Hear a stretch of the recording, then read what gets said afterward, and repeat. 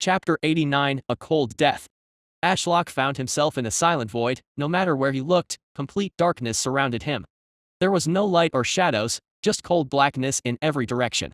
He couldn't grasp the size of this space nor his own appearance within it. How could he remain alive after the Dow storm ripped him apart? System. Ashlock shouted into the void, but it remained unresponsive. It was strange for something that had always occupied his headspace and answered him to suddenly vanish. It only made the silence louder. Had he died in the Dow storm? Was this the afterlife where he would spend eternity as a soul destined to wander the eternal darkness alone? Despite the severity of the situation, his mind felt numb and cold at the thought of his death. Ashlock simply felt it was unfortunate to have died so soon. Life as a tree had been surprisingly pleasant now that he reflected. Although his human mind and tree body never fully merged, he had felt more comfortable in his bark than he ever had in human skin. Sure, there were numerous drawbacks to life as a tree, but the many positives in his new existence had compensated for them. But perhaps the most unfortunate aspect of his premature death, assuming this was indeed the afterlife, was those he would leave behind. He had been so concerned about keeping his loved ones with him for eternity. Who would have thought I would leave first? Ashlock sighed. I hope Stella can forgive me for leaving her so soon. She must be devastated and feeling lost right now. Time passed. Naturally, with nothing else to do, Ashlock reviewed his life in his mind. Had he made a wrong decision at some point, which led to this premature death? What if he had saved his credits instead of spending them on low-grade items, or if he hadn't become so greedy and aimed for that S-grade summon so early on? Should he have been more ruthless and consumed all the villagers and citizens of Darklight City for credits? Had his softness caused his demise? Or, conversely, had he been too eager to grow quickly? Had accepting that divine fragment from Senior Lee attracted the Dow storm? Or was it just bad luck, with the Dow storm targeting him because he had the most chi in the area? Should he have delayed his cultivation in that case? These thoughts are pointless, Ashlock mused, floating in the endless void as his thoughts spiraled. He had entered this world without any information, able to see only a few meters around him and knowing no one. He had been nothing but a lone sapling on a mountaintop. Yet, in just a single decade, he had ascended to the Starcore realm, acquired many high-grade skills and formed relationships with those around him despite being unable to even talk with them. Bleh, Ashlock felt disgusted with himself for prioritizing his cultivation realm above everything else in his list of life accomplishments. Advancing my cultivation had been my primary focus the entire time, and now it seemed so meaningless. Would a wealthy person care for their vast fortune as they lay lifeless in a coffin with no one to send them off? He had felt so powerful on his throne at Red Vine Peak, ruling over the local populace after slaughtering the Evergreens and Winter Wraths and then manipulating the new family. He had been responsible for the deaths of hundreds, if not thousands, of lives, both cultivators with hopes and dreams of their own and irrational monsters. Yet, it wasn't this vast power he had amassed that accompanied him into this void, all he had were memories. Helping that terrified girl kill the servants when her back was against his bark, gifting her the earrings that allowed her to survive those tournaments when no one else could guide her, dropping fruit on her head when she talked too much but still listening to her ramblings about life, watching her grow up through the changing seasons and leave with Maple to the wilderness for a year without him. Then Diana entered his life, filling the silence Stella had left. Initially, he resisted her presence, but the gloomy woman grew on him over time. He then observed as Stella returned and overcame her past by making her first human friend out of an enemy. He then spent many warm summer days watching them train and grow together as individuals. Ironically, they had left him for an entire year to learn the ancient language to communicate with him, making him feel lonelier than ever. But even being alone like that was better than floating here in this void, without even the birds to pester him. Darn, I miss the outside world already. Even that rascal Maple, who never helped, or Larry the oversized spider, had provided him with plenty of laughter as he sat in the same courtyard, watching the sun rise and set day after day, season after season. While everything changed around him, he remained still. All Ashlock could hope for was that they wouldn't forget him as his soul moved on. Just as they lived in his memory, he hoped they would cherish the fun times they shared, despite the chaos of their situation that led to some dark times he was sure Stella kept bottled up in the back of her mind. Considering how difficult her life had been, it was a miracle she wasn't completely unhinged. Well, she does talk to a tree. Maybe she is a bit insane, Ashlock sadly chuckled to himself, trying to fill the silence. As more time passed, Ashlock's dulled emotions eroded away, and his dismissive stance on his death morphed into one of unacceptance. The more he thought about it, the more he loathed the idea of leaving so soon. Not just for Stella or the others he was leaving behind, but there was a whole world out there and hundreds of years of memories to be made, yet they had been ripped from his smoldering branches by some freak event of nature. In a way, it was rather absurd for him to condemn the world as unfair for his sudden demise. Just as the Dow storm had appeared out of nowhere and killed him, he had sent Larry to slaughter people, mortals included, without a second thought. He had even killed cultivators solely for their affiliation with a specific family, even though they could be wonderful people like Diana. He didn't regret his decisions now that he thought about it more. A person was the sum of their past choices, and he was content with his life. The deaths of others had been necessary for him to grow and protect those around him from harm. It had been a brutal world out there, and only the strongest survived. It's just now Ashlock had gotten a taste of what it felt like to die such an unfortunate death to something far stronger. He felt bitter, as if a bad aftertaste lingered in his mouth. He had spent so much time complaining about his life as a tree, and it was only now, as he floated in the void, that he realized just how incredible his new life had been. "I'm sorry," Ashlock spoke into the darkness. He didn't know exactly who or what he was apologizing to, but it felt right. He didn't know the origins of the system or why he had ended up as a tree, but whoever was responsible, he felt he had let them down. Another long, drawn-out silence passed, and just as Ashlock felt his mind becoming heavy, as if he was on the verge of entering a deep slumber he might never awaken from, he heard something. A voice. It was quiet as a whisper, almost easy to miss, but as he looked toward the voice, Ashlock saw two handprints outlined with purple flame floating in the void. He drifted closer, and the voice grew louder. "Tree, don't you dare leave me. I will get you anything you want. I can slaughter the entire city for your sake. Just tell me. Here. Have some food, eat up like you always do." It was Stella, without a doubt. He rarely heard her swear, and he could hear her voice trembling as if she was crying. She also spoke of food. But he couldn't even see anything, let alone use his devour skill, since his system was offline. "Don't cry," Stella Ashlock replied, but she still couldn't hear him. He was sad. Even in his final moments, he couldn't share a single word with the one person he considered family. "Stella, don't be sad. Please." His mind felt sluggish, and Stella's voice became harder to hear. Drowsiness consumed his thoughts, and he felt himself drifting off to sleep like he had on those cold winter nights when he was nothing but a young sapling. "Tree, you said we were family," Stella cried, and Ashlock sensed her hands striking the void with splashes of spatial chi. "First, my parents died, and now you. I refuse. I don't accept it. Stella, we are family, but sometimes those you love must move on." So sleepy. Despite his words, Ashlock didn't want to leave, but he felt it was time. The darkness felt comfortable, like an inviting bed on a cold winter night. "I can feel the flickering of your soul," Stella said through her sniffles, ceasing her pounding on his trunk. She leaned against the void, and he saw the outline of her back. "Can you hear me, Ash? The tree I knew wouldn't die from something so pathetic, so please. Come back." It was pathetic, wasn't it? If only he had been stronger, this wouldn't have happened. "I should have fucking murdered everyone." Ashlock cursed to himself over Stella's sobs. "Remember when we were both small? You were only the size of a person, and a dagger was the size of my arm." Stella murmured, "You would sleep through the winters, leaving me all alone. It's one of the many reasons I hate and fear winter. Don't you think that's a silly reason?" "That's not silly," Stella Ashlock managed to say, struggling to stay awake. "I hate winter too. Hey, Ash. If you leave, will it always be winter? Will I never experience the joy of summer again?" The purple outline of Stella's head leaned against the void as if she were looking up at the sky. "It's a lovely warm day now that the storm has passed. You should come enjoy the sunshine with me. Just one more time." Ashlock yearned to feel the sunshine again, the warmth on his rustling leaves during a summer breeze while birds sang their songs and nature blossomed all around. Stella stayed leaning against the void, and her quiet sobs kept Ashlock from falling asleep due to the guilt that plagued his mind. This was fucked up, and he hated it. As Stella breathed in and out, tiny pulses of spatial chi drifted into the void. At first, Ashlock hadn't paid much attention, as it seemed like nothing more than fog drifting with him in the void. That was until he noticed the fog moving downward toward a specific point.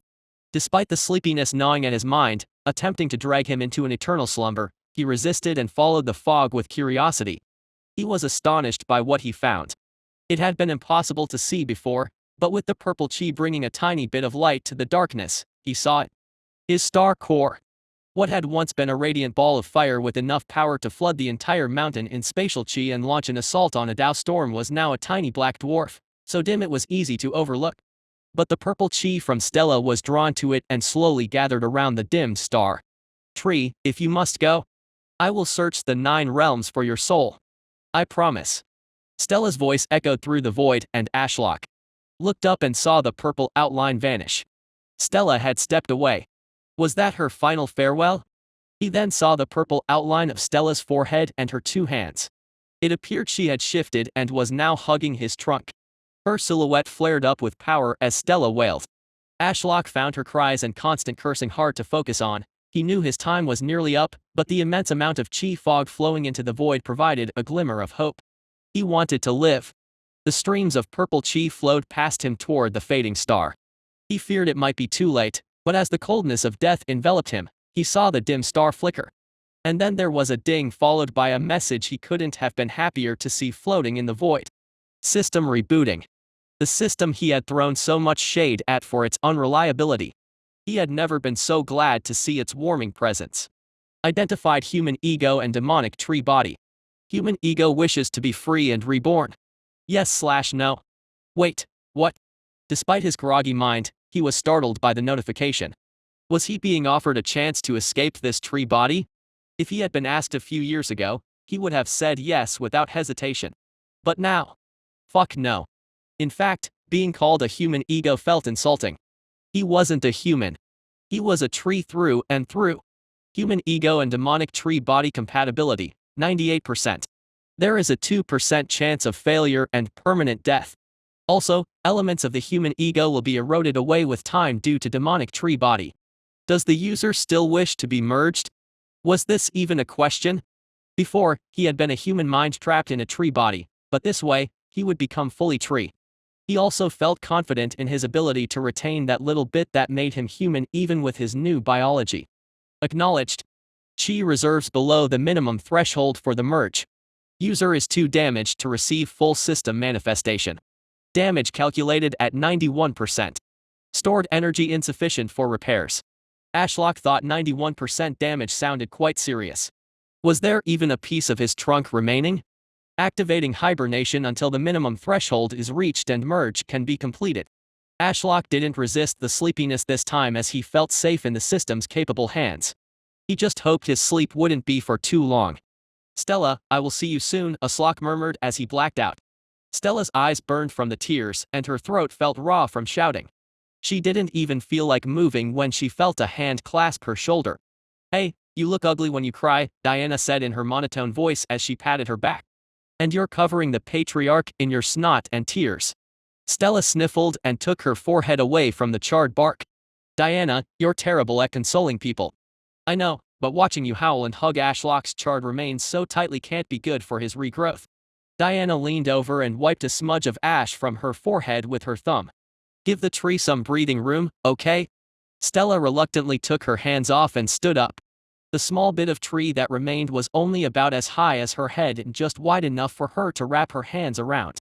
Compared to the towering tree that had symbolized stability in her life, seeing Ash reduced to such a small and helpless state filled her with grief. I should have stayed by his side. Tears blurred her vision as she stood there with drooping shoulders. She was Tree's greatest believer, but even she doubted Ash could recover from this. She closed her eyes and let her head hang in misery. A while passed and Stella felt a chilled breeze pick up. See, what did I tell you? Diana's flat voice reached her ears, the patriarch will always rise from the ashes. Stella had no idea what Diana was talking about, but as she raised her head and opened her eyes, she could see a faint light through the tears. Huh? Bringing up her sleeve, she wiped away the tears and feasted her eyes on Ashlock's star core that had emerged from his body once more. Then Stella saw the most dazzling display as the turbulent chi left over from the monstrous Dao storm funneled toward the dim star core, which pulsed with power. But the sudden tug she felt on her own soul core warmed her heart. She was sure that Ash's star core was asking for her assistance. You should have just asked earlier, Tree. We are family, after all. Raising her hand, she put her all into transferring her chi to the floating star core, which only glowed brighter and brighter. Meanwhile, Diana watched from the side with a smile as the charred bark encasing Ashlock cracked and fell to the side, and a single branch began to grow rapidly from the stump toward the heavens. Within seconds, the tree had grown twice its size and kept going. Stella cried tears of joy as a single stem sprouted from the tip of the new branch, with a red leaf that basked in the glorious sunlight.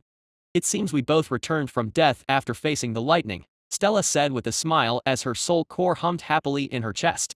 Now, I hope you grow taller than ever before.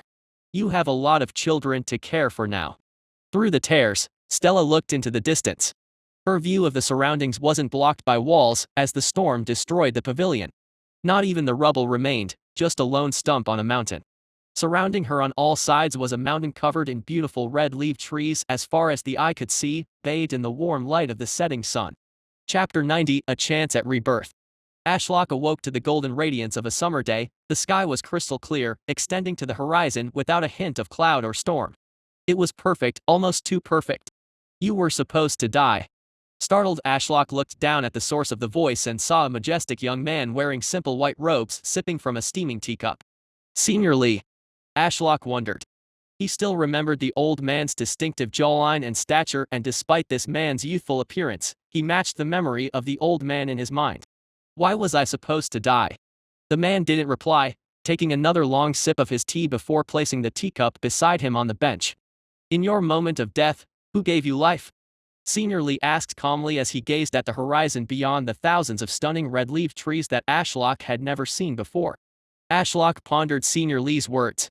Stella's chi had given him hope in that all-consuming darkness and perhaps helped revive his dying star core. Stella saved me, he answered with a touch of pride. No wonder the heavens were so angry on that fateful day when I saved her, Senior Lee chuckled. If she had perished, so would you. So perhaps your fates are more intertwined than I first thought. Our fates are tied. Ashlock glanced around but couldn't find Stella anywhere, or anything for that matter. It was eerily silent. There wasn't even the sound of a gentle breeze or distant cries of birds. The universe works in mysterious ways like that sometimes. Senior Lee smiled as he continued to look into the distance. Nobody gets to the peak of creation alone, whether they create a mountain of corpses to reach the apex or nurture those around them into dependable allies and tackle heaven's trials together. There's no right way to the top. There was a brief silence as Ashlock considered Senior Lee's profound words, but something had been bothering him. Senior Lee, why are you so youthful? Last time we met, you looked on the verge of death. You are still naive to be blinded by outward appearances. Our bodies are nothing more than vessels for our souls. Senior Lee leaned back on the bench and crossed his legs. I just happened to be feeling youthful today, especially after seeing your rebirth. Rebirth? Senior Lee gazed up at the rustling canopy despite the absence of sound. Rebirth is nothing to fear, as it's a way to reshape our vessel to match our soul. When we first met, I could tell your soul was trapped rather than merged. How a human soul is even bound to a tree still baffles me. So I gave that fragment to you, hoping it would save you. Ashlock looked inside himself and noticed that the fragment was gone. I don't have that fragment anymore. I think it was taken by the Tao storm. Senior Lee shook his head. It's now a part of you rather than an add-on. You are now a real spirit tree with a soul that is no longer trapped. Go, take a look inside yourself and verify my words. Ashlock complied, and sure enough, Senior Lee was correct. There was no floating blue cloud representing his consciousness. The fragment was also no longer necessary to connect his star core to the heavens, as even his star core was gone. Now his entire trunk pulsed with power as if it were a furnace of the gods. Unlike humans, the heart of a true spirit tree is its trunk, as the trunk lies between the branches that reach for heaven and the roots that delve into the darkest depths of hell. Senior Lee laughed. There's a reason why it takes spirit trees so long to cultivate, and only one can reach the peak of creation by absorbing everything. The sheer amount of chi you need to develop your cultivation when your soul is the size of your trunk is tremendous. Ashlock pondered Senior Lee's words and didn't like the idea that it would take him so much effort to cultivate. Senior Lee then became serious. Ashlock, listen to me. You might be the key to breaking this world cycle and saving us all from heaven's wrath. The 9 realms have been in a state of collapse ever since the fall of the last world tree. Fragments from those dreams depicting a possible world tree's death made Ashlock uneasy about Senior Lee's words. Do you want me to grow so I can be devoured by greedy cultivators or so my bark can be harvested for weapons? Senior Lee blinked, and a massive grin formed. Good, good. That is exactly what we want to avoid. When I first stumbled upon you, I saw a glimmer of hope. What about me gave you a glimmer of hope? Ashlock hated it, but he was naturally suspicious of Senior Lee and his motives. The old man had randomly appeared one day, handed him a fragment of some divine thing, and possibly caused a Tao storm to appear that nearly ended his life. What happens when a world tree dies? Do you know from those dreams? Senior Lee inquired. Ashlock thought really hard, but the details of those dreams were fleeting. All they left was a vague instinct, like a bad feeling of what could happen to him and hazy potential scenarios that could lead to his death.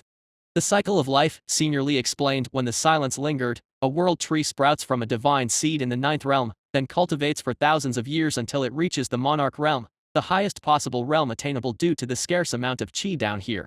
Senior Lee pointed to the sky. Once it develops its world tree domain at the peak of the monarch realm, it uses its unlimited cultivation potential inherited from its divine ancestry to transcend to the eighth realm of creation. We call this the Era of Ascension. Era of Ascension? Why is it called that? Ashlock asked. Because chi from the higher realm floods the lower realm, enabling everyone to cultivate to the monarch realm much faster than before and invade the higher realm. Ashlock didn't understand. Why does any of this matter? Are you saying I'm the world tree? Do you want me to not cultivate to the next realm? Senior Lee chuckled and shook his head. No, you are merely a demonic tree with a human ego. A world tree is already born from the divine seed in this realm. It resides in the center of the celestial empire and is the sole reason that bastion of humanity has withstood the vicious beast tides. Wait. Ashlock couldn't believe it. There's another powerful spirit tree down here with me. Senior Lee nodded, and only one of you can ascend to the next realm. Why? You know that fragment I gave you. I was supposed to give it to the world tree in the celestial empire, but I encountered you on the way and decided to give it to you instead. Quite the twist of fate, don't you agree? Ashlock recalled that when he merged with the fragment, the system had informed him that he now possessed unlimited cultivation potential. Is the world tree trapped down here because it doesn't have unlimited cultivation potential? You catch on quickly, Senior Lee observed. The spirit tree has already reached the peak of the monarch realm, and if I had given it the fragment, it would have broken through the realm and initiated the era of ascension. With you as the inheritor of the divine fragment, it will remain here indefinitely unless it consumes you. So there is a monarch realm spirit tree that wants to consume me. Can it speak? Almost. Senior Lee rubbed his chin. I spoke with it a few times. It's not as adept as you, but it can harness its emotions to convey complex thoughts. That was quite intriguing.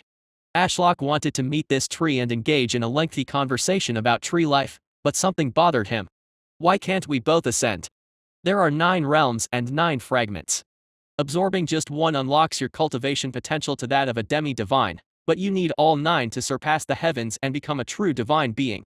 Even if the world tree somehow stumbles upon another fragment, it will never reach the heavens as you have one of the 9 fragments. Ashlock listened to Senior Lee's words. He would have been thrilled if he had learned about the path to becoming a divine being before his rebirth, but now he felt a sense of melancholy about the entire situation. Why would I want to ascend and become a divine being? Can't I become the strongest and remain in the lowest realm of creation for all eternity as an immortal? Senior Lee stood up from the bench. His long white hair fluttered in the silent breeze as he clasped his hands behind his back.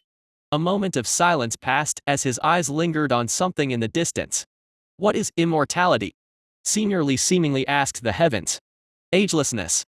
A mountain does not age, yet it can be split in two. A tree does not age, yet it can be consumed by hellfire. If one can be reduced to dust, are they truly immortal?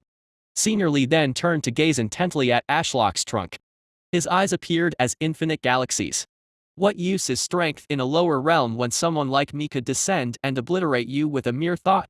When an insect crawls on the ground, do you even notice when you accidentally crush it underfoot? Did you not feel helpless when the Tao storm tore you apart? A sense of helplessness washed over Ashlock as Senior Lee stared him down. After a moment, Ashlock blurted out, "What's the purpose of cultivating if there's always something stronger that can kill me like an insect?" Or a random Dow storm can come along and snatch my life away? Senior Lee closed his eyes and the immense pressure Ashlock had felt disappeared. He laughed softly and responded, as you cultivate and grow stronger, the number of threats to your life diminishes until, eventually, you sit at the apex as a divine being beyond the heavens, with nothing left to challenge your existence. Only then are you truly immortal. Is such a thing even possible? Ashlock asked as fleeting dreams played through his mind. Surely, if he were about to become the strongest, those at the top would suppress him. Senior Lee slowly opened his eyes and nodded. Indeed, it is. Otherwise, how would I have reached there?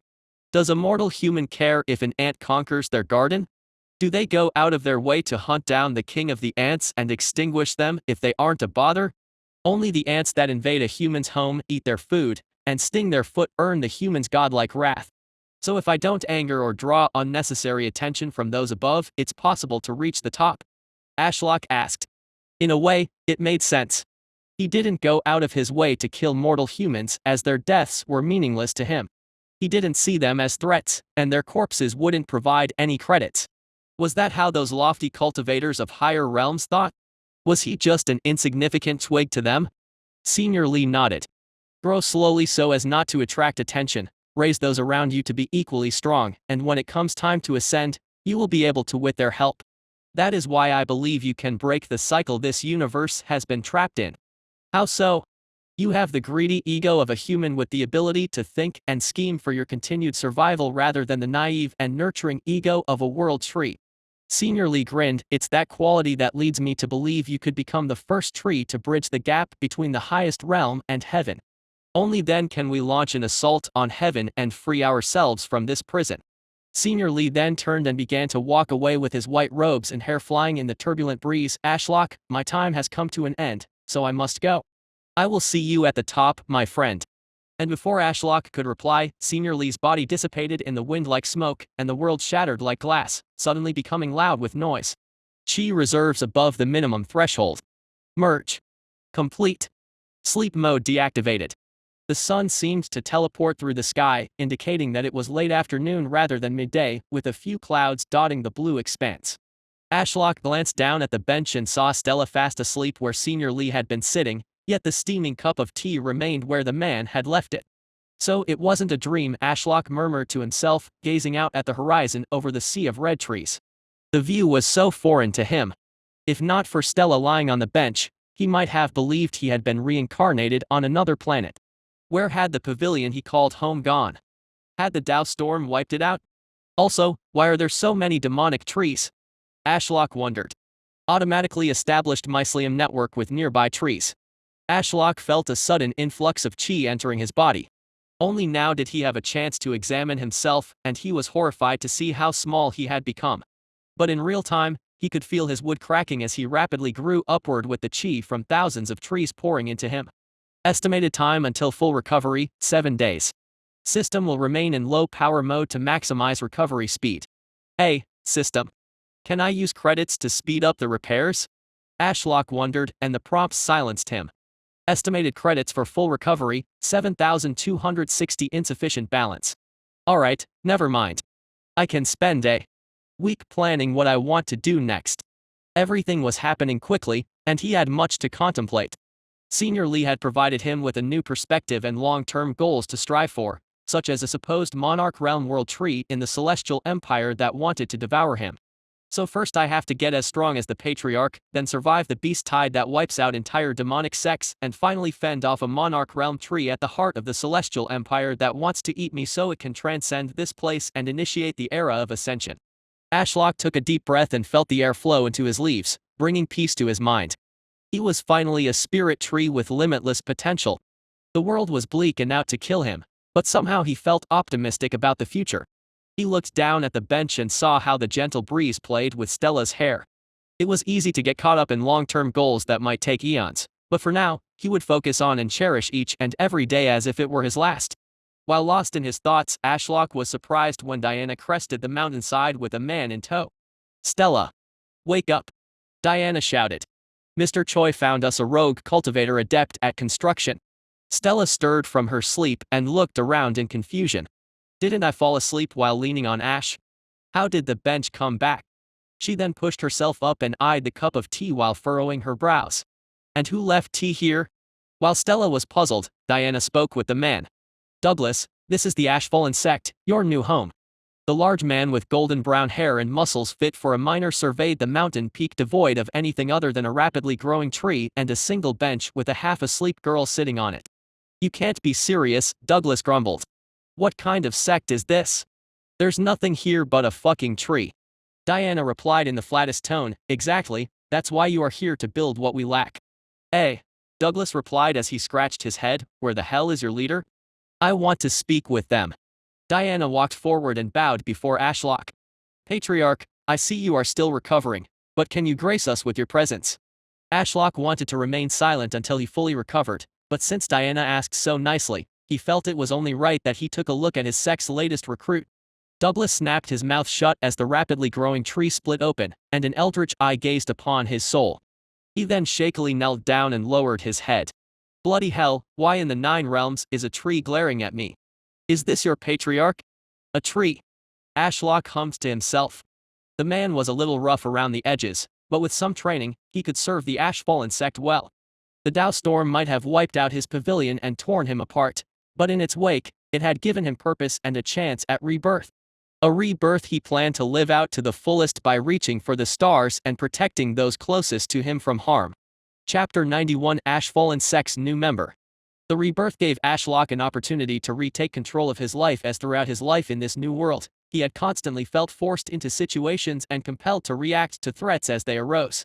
Naturally, such a lack of independence was expected from a human mind abruptly torn from the modern world and thrust into a tree with no warning or guidance and expected to flourish in an ancient world of cultivators where impulsive youths could imbue their weapons with the fire of their souls and attack him for the slightest grievance. It had been overwhelming and challenging, with each day feeling like a battle for survival. But experiencing the chill of death and having Senior Lee appear to explain his situation made him appreciate life more deeply. Although his system being temporarily offline for the next week and his cultivation rapidly recovering to its previous strength should have made him uneasy, Ashlock only felt relief as he finally felt in control. It might have been merely an illusion of choice provided by the system, but his mindset had significantly improved since fully becoming a tree. It was immensely satisfying to be asked if he wished to be free and to resolutely say no. This was now a life he had chosen and was ecstatic to have. As the late afternoon sun shone on his leaves and filled him with warmth and life, Ashlock tried to push aside the many threats and goals Senior Lee had laid out in his mind. The Patriarch, Beast Tide, and Monarch Realm World Tree in the Celestial Empire that wanted to eat him could wait, as right now he was just a half-grown tree on a desolate mountaintop. The Dow storm may have given him a rebirth of both body and mind, but it had also stripped away the pavilion he had called home for the last decade, and he felt naked and exposed without those white walls and red vines surrounding him on all sides. This vulnerability was somewhat alleviated by the thousands of demonic trees encircling him, offering a fraction of their chi through the mycelium network. Each tree contributed a tiny amount, but combined, he could sense his chi intake was at least 5 times faster than when he had done it alone, and he knew that as the demonic trees evolved into spirit trees and grew, his chi intake would only increase. Thanks for the help, Ashlock muttered. I'll pay you guys back once I have some chi to spare, but for now, keep helping Dad grow big and strong to protect you all, okay? A faint wave of happiness emanated through the network from the few demonic trees scattered throughout the vast forest that had been nurtured from his demonic seeds directly and were old enough to have developed a spirit.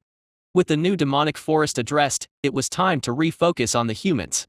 Since his system was offline, Ashlock had no way to check how much time had passed for him to complete his soul merge, so he didn't know the situation with the alchemy tournament, as it was supposed to start a week or so from when the Dow storm struck. But that wasn't important for now. First, he needed to get his Ashfallen sect in order. As Senior Lee had mentioned, the human ego that allowed him to form connections with the humans and raise them into dependable allies placed him above the other world trees that had been taken advantage of and ultimately perished. He planned to use this advantage to its fullest. The Ashfallen sect was his sanctuary for nurturing and raising dependable allies, and in a world of egotistical cultivators fond of displaying wealth, first impressions were crucial. The rogue cultivator Diana had led up the mountain said some harsh words that hurt to hear but were true. There really was nothing up here except a tree on a desolate mountain. Not much for a supposed sect that had made some big claims and was running the entire region from the shadows. Despite the truth in rogue cultivator Douglas's words, Ashlock still had to assert his authority, so upon Diana's request, he demonstrated his presence by staring down the sect's newest member through his demonic eye. The muscular man with golden brown hair and some of the most chiseled muscles Ashlock had ever seen instantly knelt under his gaze and trembled like a leaf. Strangely, this scene reminded Ashlock of Senior Lee's comment that bodies were merely vessels for a person's soul. Back on Earth, Douglas could have been a world-class fighter that no one would dare confront, due to his tall stature and formidable presence, unless they were heavily armed. Yet, here in a cultivation world, he knelt from a mere glance from a superior being. Since Ashlock was already using his demonic eye to showcase his presence, he decided to examine Douglas's soul core, as that was one of the primary advantages of observing someone through his demonic eye. Douglas clenched his teeth as Ashlock's gaze intensified. Ashlock could see the man's quivering soul core desperately attempting to keep the turbulent earth chi within his body under control. Third stage of the soul fire realm with an impure spirit root, Ashlock mused as he slowly closed his bark to conceal his eye, feeling pity for Douglas. A bit too weak for combat, but should be suitable for construction with his earth affinity. Ashlock mused while closing his demonic eye. Of course, if Douglas impressed him with his efforts, Ashlock would be generous and send the man to the mystic realm for training, and if he truly amazed him, some truffles might find their way to him. However, that was for the future when Douglas had proven himself to be a reliable ally worth investing in as, for now, Douglas was far from being fully integrated into the Ashfallen sect. Ashlock had been lucky with Stella as they had been together from the beginning, and Diana had spent over a year getting accustomed to how Ashlock did things before Stella showed up and formally introduced her to him. Though Douglas was about to get a crash course on the life and his position within the Ashfallen sect, Ashlock almost felt bad for the man. Douglas's ranting and cursing about being glared at by a tree had angered the awakened Stella, and she was looking at the man with a gaze that could kill. "I asked to see your leader, not be glared at by some cursed tree," Douglas yelled into the mountain as his hands continued to tremble on the stone. Sweat dripped from his hair, and his breathing was erratic. "I was told my cousin would introduce me to a rebel sect. I expected it to be somewhat shabby, but this is absurd. Stop messing around, and let me see your leader. Intimidating me like this will get us nowhere." That was unexpected. Ashlock was curious about the sales pitch the girls had used to persuade people to come work here. He had anticipated mortals or maybe late chi stage cultivators to arrive, but a third stage earth affinity cultivator exceeded his expectations. Diana stood calmly beside Douglas. Her hand was slightly shaking, but she seemed to have mostly resisted his demonic glare. Nonetheless, her dull gray eyes observed the man and a faint frown appeared on her face. "Patriarch," Diana spoke flatly, "please forgive the man for his crude words. Douglas is a cousin of Mr. Choi, an old friend, and was the only rogue cultivator willing to join our sect on such short notice." This was the second time Ashlock had heard the phrase, rogue cultivator. What made a cultivator rogue? Was the man a criminal or something? Regardless, Ashlock was sure he would find out soon. His cultivation was still recovering, so he didn't want to waste chi on telekinesis to communicate, so he flashed a single leaf once to say yes. "I thank the Patriarch for your kindness," Diana said, and then she turned to Douglas, who was slowly rising on his wobbly legs. "Introduce yourself and then take the oath to join the Ashfallen sect." The man was a mess, but he finally found his balance. He took a deep breath and said, "My name is Douglas Terraforge, and no, I won't take the oath." A brief silence passed and Diana scowled. "Either recite the oath or die. Now, just rein in your fucking temper for a moment, miss. I think we got off on the wrong foot here." Douglas took another shaky breath and continued. "Please understand. That signing an oath is close to a bloody slave contract. I only followed you up this damnable mountain with expectations that haven't been met. What did you expect?" Stella said coldly from the bench while leaning on its armrest. "Where is this fucking hostility coming from?" Douglas replied, "I apologize if I offended your patriarch. But cut me some slack, okay? It's just the first time I have seen people taking orders from a fucking tree before." Stella frowned and glanced back at Ashlock. He could feel the brief warmth in her eyes, which then transitioned back to cold when she looked back at Douglas. "This tree, as you call it, is our patriarch. He is currently recovering after defending against the Tao storm that nearly destroyed Darklight City, but at his peak strength, he is in the Star Core realm." She then gestured around. "I'm sure you saw the ferocity of the Tao storm from the streets of Darklight City? Such a storm naturally wiped out the beautiful pavilion left behind by my family. That is why there is nothing here except us and a rapidly regrowing tree. Douglas nodded. I see, so the Ashfallen sect consists of you two rude women and a tree. Diana reached over, gripped his shoulder, and said in a low, threatening tone, we are fine with sharing our secrets only after you recite the oath and stop insulting us. Douglas shrugged. The way I see it, I'm dead either way. You two are clearly far stronger than me since I can't guess your cultivation stage, and that spirit tree made me quiver with just a glance. I'm simply asking for some clarification on what I'm even swearing a fucking oath for. Honestly, the man was more confrontational than Ashlock assumed most were used to in this world, as most just bowed to the strong without question, but he liked the guy's attitude. So he flashed his leaf and groaned when he saw the timer in the corner of his interface add another half an hour to his recovery time. Diana saw his flashing leaf and removed her grasp from the man's shoulder. Fine. Stella can explain things to you. Perfect, Douglas said. I just need to know some surface-level details. I understand the pavilion was taken away in the storm, so it's just you three. I can't believe I'm including a tree as a person. Well, you better get used to it. Stella crossed her arms under her chest. The Ashfallen sect is the true ruler of this land. Douglas seemed confused. Isn't that the Red Claws? The Red Claws answer to us and have already recited oaths of loyalty, Stella snapped back, silencing Douglas. With just us three, we fended off and eradicated the Winterwrath and Evergreen families and ruled the entire region from the shadows. As some random schmuck, you have been brought here to construct a place befitting of us. With what? Douglas replied. What? Stella stopped her ramblings and glared at Douglas, clearly infuriated at how he didn't care about everything she had just claimed. You want some majestic palace to show off your big egos, right? So what do you plan to build it from? Hopes and dreams. Douglas continued as Stella furrowed her brows. Do you have an architect? What about a budget for the materials? Or mortals to furnish the place? Ashlock felt a little foolish. Although he had left the girls to handle the job, he had seen how the white stone palace had been constructed. Hundreds of mortals had streamed up and down the mountainside like worker ants. To expect a single cultivator to do the entire thing himself was unreasonable. Douglas continued to rant. As some random schmuck, did you expect me to build an entire palace at a wave of my hands? Should I also keep the place clean for you once it's built? Should I dress up in a maid outfit and sing a song for you fine ladies? Shut up, Stella shouted, and some of her immaturity leaked through her confident facade. Before Douglas could retort, Diana stepped in and lectured the man with as much enthusiasm as a dead fish.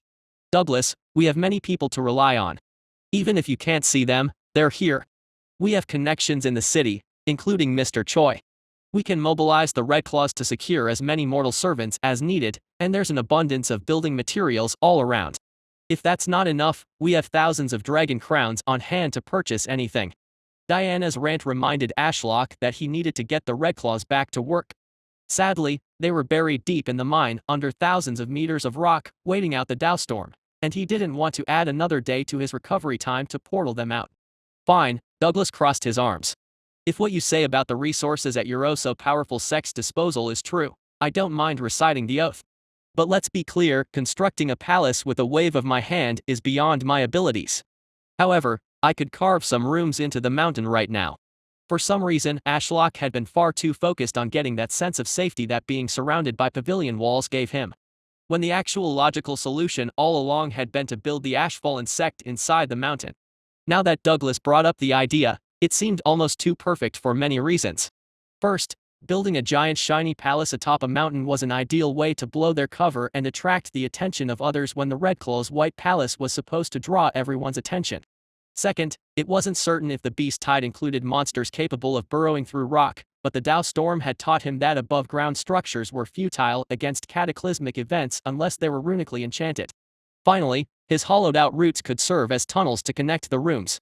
He should have Douglas start in the mine and work his way up from there. Ashlock decided to use a little bit of chi to manipulate a rock and write out his plan on the ground, which earned a rather funny yelp from Douglas as a rock floated past his head. His plan: have Douglas take a ride down his route with the help of Diana and then dig a tunnel to get everyone out of the mine. His only hope was Larry wouldn't try and eat the new guy. Chapter 92, A Bizarre Sect.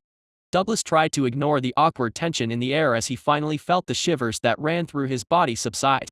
It was difficult, But he pushed the terrifying truths he had seen in the spirit tree's ageless gaze to the back of his mind. He had come here at the request of his cousin, Mr. Choi, to whom he owed a lot after fleeing the Terraforge family in his youth. However, although he greatly respected his cousin, he never expected to be deceived like this. His cousin had made this elusive Ashfallen sect sound like the place of his dreams, where he would finally be recognized as a valuable member and be surrounded by people capable of fighting against the Blood Lotus sect and the cruel noble families he had come to despise so much over the years. Yet, there was far less here than he had been promised. Even taking a step back and overlooking the lack of a pavilion due to recent events, there were only 2 members of the sect, and neither were in the Star Core realm. Of course, they claimed they were taking orders from this enigmatic tree, which was shedding its bark as it grew upward at an alarming rate. But even if the tree was as powerful as they claimed, everyone knowledgeable about spirit trees understood that they weren't much different from ordinary trees, except for producing slightly better fruit or having bark imbued with chi, making it more valuable. But a spirit tree smart enough to even talk order around humans? It was inconceivable, and he wasn't seeing it. A rock flew too close to his head with enough speed to make a whooshing sound past his ear that woke him from his inner stupor. Douglas immediately looked toward Stella as the culprit, as he had felt a hint of spatial chi leaking from her when she had thrown that brief tantrum earlier. Foolish child trying to take my head off when I wasn't looking. Douglas cursed to himself but was surprised when Stella followed the rock and watched it scrape against the ground. Had it not been her? The patriarch is conversing with us, Diana said confidently, as if that made any sense. Douglas knew trees couldn't control rocks, nor were they literate. Curious, he walked over and was surprised that Diana made no move to stop him. Even Stella didn't pay any attention, her full focus on the squiggles on the ground. Douglas squinted hard at the etchings but couldn't make sense of their meaning. Are they pulling my leg? This is just a load of random squiggles. Although they do look a little similar to the runic language I know. He honestly half believed this entire situation was one massive joke set up by his cousin. His suspension of disbelief could only be stretched so far before he threw his hands up and demanded to be let in on the joke. Stella was busy murmuring to herself, and Douglas could see the seriousness on her face through the gaps in her blonde hair. She wasn't really his type, but he could appreciate a beauty when he saw one, and seeing her reading some squiggles for an elaborate joke was rather endearing, he had to admit. Okay, I got it. Stella straightened her back and turned to him. Once you say the oath and pledge your loyalty to the patriarch of the Ashfallen sect, we can continue. Did your tree tell you that? Douglas carefully held back his smirk when he saw the coldness in Stella's eyes. Whoa, alright, fine. Truthfully, he had planned to say the oath from the beginning. He had been unable to find any employment back in Darklight City due to his less than stellar track record and lackluster skills. So when his cousin contacted him for this job, he was thrilled. Even if these girls wanted to pretend and live in their delusions, it was fine by him as long as he got paid. Being a cultivator wasn't cheap, and he had a mountain of debt to clear off sooner rather than later. Life as a rogue cultivator was hit or miss with job offers, and he had an addiction to beast cores that needed to be satisfied. Not only would he go insane if he let the heart demons win, but if his cultivation remained stagnant at the 3rd stage of the Soulfire realm, his enemies would soon surpass him and come knocking. Douglas looked at Stella's serious face before shaking his head and heading to the tree. You want me to pledge loyalty to the tree, right? Loyalty to the Ashfallen sect, which the tree is the patriarch of, so yes, Stella confirmed with a nod. Douglas looked at the tree's cracking and warping trunk as it rapidly grew upwards. It was a marvel to witness, and his hand still shivered slightly from the memories of that gaze. Undoubtedly, this tree was special, and he was curious to learn more about it. The things I do for a paycheck, Douglas cursed as he wet his lips, closed his eyes, and made his link with heaven through meditation. He brought his hand up to his chest and rested it near his soul core as a sign of respect even if he thought they didn't deserve it. I bet this oath won't even work. There's no way heaven acknowledges this Ashfallen sect as a real thing, Douglas thought as the world's energy swirled around him. I, Douglas Terraforge, pledge my loyalty to the Ashfallen sect. Douglas tensed up as he felt tremendous pressure descend upon him. It was as if an eye of heaven was glaring down at him and recording his every word with intense scrutiny. Holy shit, the Ashfallen sect is recognized. Douglas couldn't believe it. Fools did fake oaths all the time. Heck, he had done a few throughout his life, but he had never felt heaven's interest in an oath this intensely before. Gulping and keeping his eyes closed, Douglas continued with the standard pledge of loyalty. If my loyalty is to falter, may my cultivation be forever crippled and my heart demons unleashed upon my unfaithful soul. And he truly meant it. To heck with the Ashfallen sect being two girls playing the most well-crafted joke, this was serious business. As those final words left his mouth, he felt a chain of heaven's intent wrapping around his soul core. It was cold, and he almost wanted to clench his chest from the chill, but he kept his hand steady. He could tell the phantom chain led out his body toward the spirit tree before him. He instinctively knew that any betrayal to the Ashfallen sect would result in the chains fading away and allowing the heart demons to devour his soul core. Most curious was how he had sworn loyalty to the Ashfallen sect, yet the chain linked to the tree rather than to an abstract concept of community that dictated most sects. It was as if the tree was the Ashfallen sect, and he could tell that his oath would be voided if the tree perished. A sect entirely run under the canopy of a spirit tree, Douglas murmured as he opened his eyes and saw the tree in a new light. For a tree to earn the direct interest of heaven was a feat that he could only marvel at. Perhaps the tree was responsible for far more than it was letting on. A clap from Stella across the empty mountain peak drew his attention. "All right, Douglas." Stella smiled, but it was cold and almost scary as if she knew something he didn't. "You will be going with Diana down into the mines." Douglas felt his mind freeze. Dark memories of him taking on work in the mines for meager pay during his darkest hours made him break out in a cold sweat. That one memory of him running out of chi in the middle of a mine collapse and being buried for 2 days because there was no air to waste on circulating his breathing technique to recover his chi made him shiver. "Mines." He blurted out, "I thought you hired me for fucking construction. Not to crawl around on my hands and knees in the dark for some darn spirit stones. Hire some mortals for that shit." Stella glared at him with a look that could kill. "Douglas, USH muck, stop interrupting me and let me finish. Maybe then, we can actually get something done today." That was fair. Douglas had been a little confrontational since arriving here, but it wasn't his fault. Everything had been so far from expectations, and everyone here was so unreasonable. Stella huffed, and then after seeing Douglas remaining quiet, she continued, "As I was saying before being so rudely interrupted. You will join Diana down in the mines.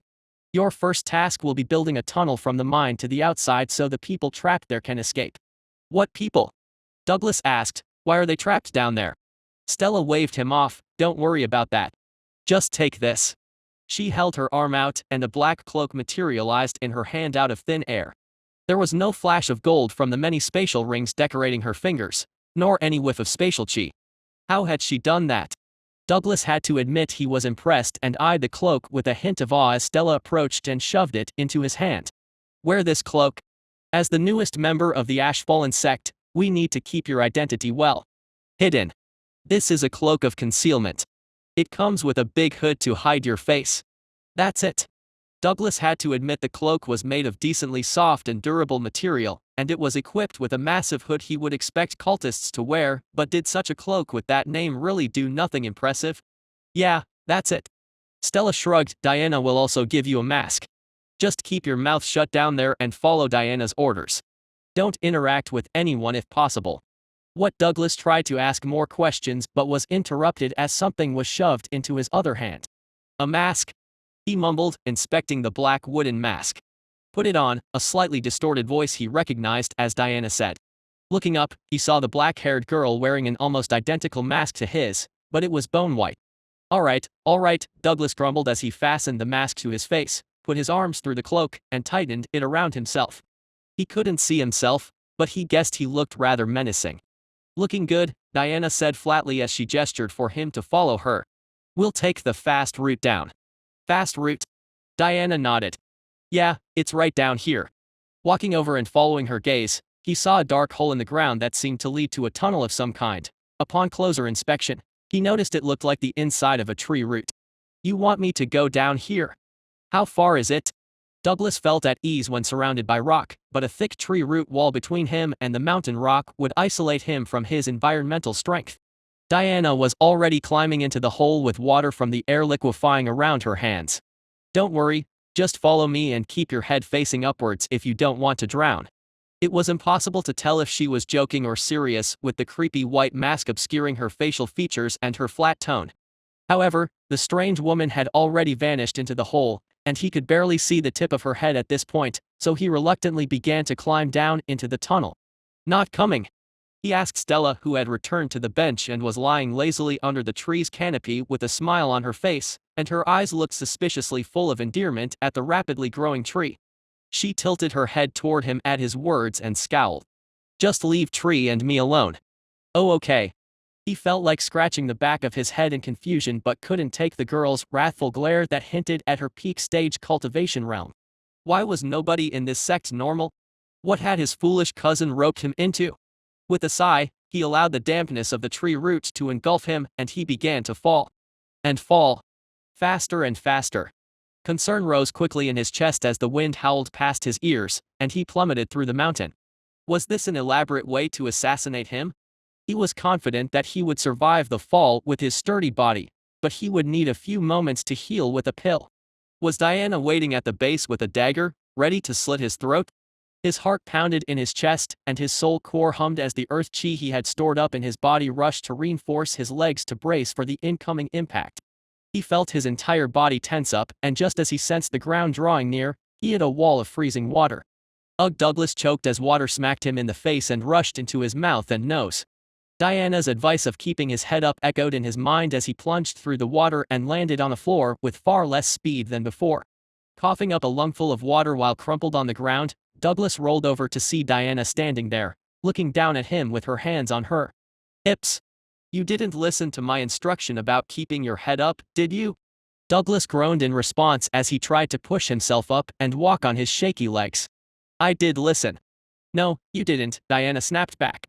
"Now you're wasting my time, being pathetic because your brain is too full of useless thoughts." Douglas then felt all the freezing water weighing down his clothes, being pulled away by a mystical force and gathering in a ball above Diana's open palm. Today has been the worst, Douglas thought as he finally got to his feet and towered over Diana. However, she had already turned her back on him and begun making her way down the mushroom-lit tunnel. It was at this moment he truly felt like a lackey. Sighing, he trudged behind the woman and marveled at the luminescent mushrooms. Then when there was a fork in the tunnel, a black root he hadn't even noticed on the floor suddenly lit up with lilac flames. "The patriarch is guiding us to his people," Diana said flatly as she followed the flames down the widest tunnel. "These mushrooms are also his creation." Douglas remained quiet, but he had to admit the tree continued to impress him. He had spent his fair share of time in the mines, and lighting was always an issue, yet he had never seen such a simple solution. The mushrooms that emitted a blue glow were a great idea. After a while, Douglas could hear the echoes of chatter emanating from deeper within the tunnels. Before they rounded a corner, Diana stopped and looked him up and down. "Douglas, don't speak a single word unless I give you permission. Understand?" Her voice was a whisper imbued with chi, but it reached his ears with unsettling wetness. "We have a facade to maintain that ensures loyalty around here, and I don't need your loud mouth ruining things." Douglas could feel the threat of instant death dripping from every word, so he resolutely nodded without saying anything. Luckily, that seemed to appease the woman. "Good, follow me." Diana turned and rounded the corner. Douglas obediently followed and marveled at the expansive cavern he was greeted with. However, the cavern didn't impress him so much as the number of people.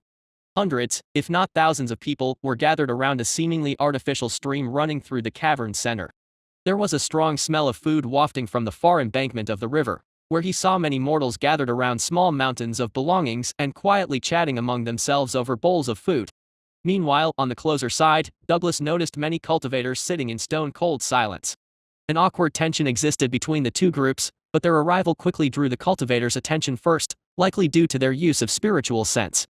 A sudden burst of flames appeared a step before them, vanishing a second later and leaving behind an aged man with sharp eyes and crimson hair. To Douglas's surprise, the man, whose heavy presence indicated he was in the Starcore realm, gave a deep bow to Diana despite her being an entire realm below him. "Grand Elder of House Redclaw humbly greets the Ashfallen sect." The Grand Elder spoke calmly, and within moments, many other elders from the Redclaw sect rushed over to bow alongside him. "Raise your heads." Diana barely paid the Redclaws attention and walked between them, surveying the cavern for something. "Mistress, if you will forgive the question." The Grand Elder wore a worried expression. Diana tilted her head over her shoulder. "What?" "Our peak. Darklight City. The Blood Lotus sect." The Grand Elder chose his words carefully, his shaky voice betraying his true thoughts. "Does anything remain after the fearsome Dao storm has ravaged the lands?" Diana chuckled and waved the Grand Elder off as she ventured deeper into the cavern, The immortal handled it, there's no problem. That is truly unfortunate. Wait. What? The Grand Elder caught himself mid-sentence, his jaw hanging open. Your lack of faith in the Ashfallen sect displeases me. Diana was now near the stream, and Douglas felt the urge to hurry over and join her as she casually strolled about like she owned the place. I. The Grand Elder was at a loss for words. I will repent. Forgive me. Don't bother. Diana replied coldly, just gather everyone near the river source. This oaf over here will dig a tunnel to get you guys out, and you can see the situation yourself. Although I will mention it's a different world out there. Quite a few more trees. Douglas wanted to retort the insults since it made him feel foolish in front of many powerful cultivators and one of the noble family's grand elders. But he let it slide and quietly followed Diana alongside a large group of cultivators and curious mortals, making sure to keep his hood down. Once they approached the wall at the far end of the cavern, Douglas could see the hollowed-out tip of a black tree root poking through rock with crystal-clear water gushing out. All right. Diana pointed to the wall beside the pipe on the cultivator's side. Underlord, if you follow this pipe, you will create a tunnel to the outside. Eventually. Underlord? Was that his secret name? Not wanting to get scolded for asking questions, he went along with the context clues and placed his hands on the stone wall to begin his technique, but Diana interrupted him. You need to make it very wide. Douglas just grunted in response. What did she mean by wide? He spread his arms out as if indicating how wide she wanted it, and the masked woman shook her head. Make it wide enough for 10 people across and 5 people tall. Huh? Did she understand how much chi such a feat would require him to use? Seeing his confusion, Diana helpfully added, it needs to be wide enough for Larry to get out. Anything smaller simply won't do. Deepening his voice as much as possible to mask his identity, Douglas replied, Who's Larry? His curiosity got the better of him, and he also wanted to know because he believed Diana was mistaken. Who could be 10 people wide? Diana's hand twitched as a blade to slice his throat appeared in a flash of gold between her fingers, but she relaxed at his simple question. Take a look for yourself. There was a commotion behind him. Turning with apprehension, Douglas saw the crowd of mortals and cultivators part as a shadow loomed over them. He stumbled back a step and felt the cold stone against his back as a monstrous creature loomed into view. The most enormous spider he had ever laid witness to stared him down with scarlet eyes that seemed to glow in the dull blue light of the mushrooms filling the cavern. Diana walked over without fear and patted the monster's leg, which looked like a tree beside her. This is Larry, the patriarch's pet. Douglas paled. That thing's a pet? Wait. Who is this little guy? Diana said as a small black snake smoothly made its way down her arm and carefully coiled around her neck like an exotic necklace. The little snake's pink tongue poked out and licked Diana's neck with curious affection. Douglas just stood there frozen. What in all the 9 realms was going on? Chapter 93, The Infamous Oaf. Ashlock observed the entire scene through his spiritual sight, facilitated by his roots that covered nearly every inch of the cavern. He hadn't actually told Diana where to instruct Douglas to dig the tunnel, he had simply assumed the Earth Affinity cultivator could peer through the rock or something and determine the optimal route. Her words, however, rang true. If Douglas created a tunnel beside the black route, they would find themselves 1,000 meters up a mountain, close enough to the ground, in his opinion. He had to admit that there was a certain satisfaction in watching an egotistical cultivator shiver against a wall while confronting something he considered nothing more than a pet. Once again, he hadn't instructed Diana to tell Douglas to make the tunnel wide enough for Larry, but she had taken his pet into account and even sought out the spirit beast when she entered the mine. Now little Kai has taken a liking to her, Ashlock mused as he observed the tiny F-rank grass snake coil around her neck. He felt happy when all his sect members, including his pets, got along. Regrettably, he knew this harmony was only temporary. Eventually, he would need to expand the Ashfallen sect as he couldn't tackle every issue alone. Having Stella and Diana around had already saved him from death on numerous occasions, and both his pets were also contributing to his continued survival. Hopefully, little Kai can advance to S grade soon. That way, I can have Larry protect me, Maple watch over Stella, and finally, little Kai take care of Diana. Ashlock was aware that it would require a significant amount of time and many hunting trips to elevate little Kai to such a level, but with his mystic realm and the ability to teleport people within his sphere of influence once he extended his roots far enough into the wilderness, he could send Diana and Kai on missions. Reining in his wandering thoughts, Ashlock shifted his focus back to the cavern and saw that Douglas had begun working. The solid rock appeared to morph around him and then crumble to dust as he advanced. Due to Diana's request to widen the tunnel, he had to move sideways more often than forward to enlarge it. This continued until he paused and approached Diana, who was conversing with the Red Claws. "What do you want?" Diana inquired over her shoulder.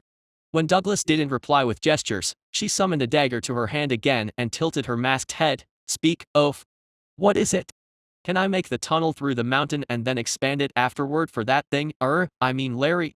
Douglas spoke gruffly through the mask. "My chi reserves are running low, so I need to take a break soon to recover." Ashlock was almost taken aback by how polite he sounded, although his accent remained rather rough. Diana slowly nodded. "That does make sense. Sure, go ahead." "Thank you." Douglas wandered back to the tunnel and resumed his work. Ashlock had given the man the E-grade cloak of minor concealment he had received from the sign-in spree he had conducted before the Dow storm. With Douglas's large size, a cloak darker than night that didn't reflect light, and the black wooden mask, the man looked like some kind of undertaker who would patrol a misty cemetery with a metal shovel.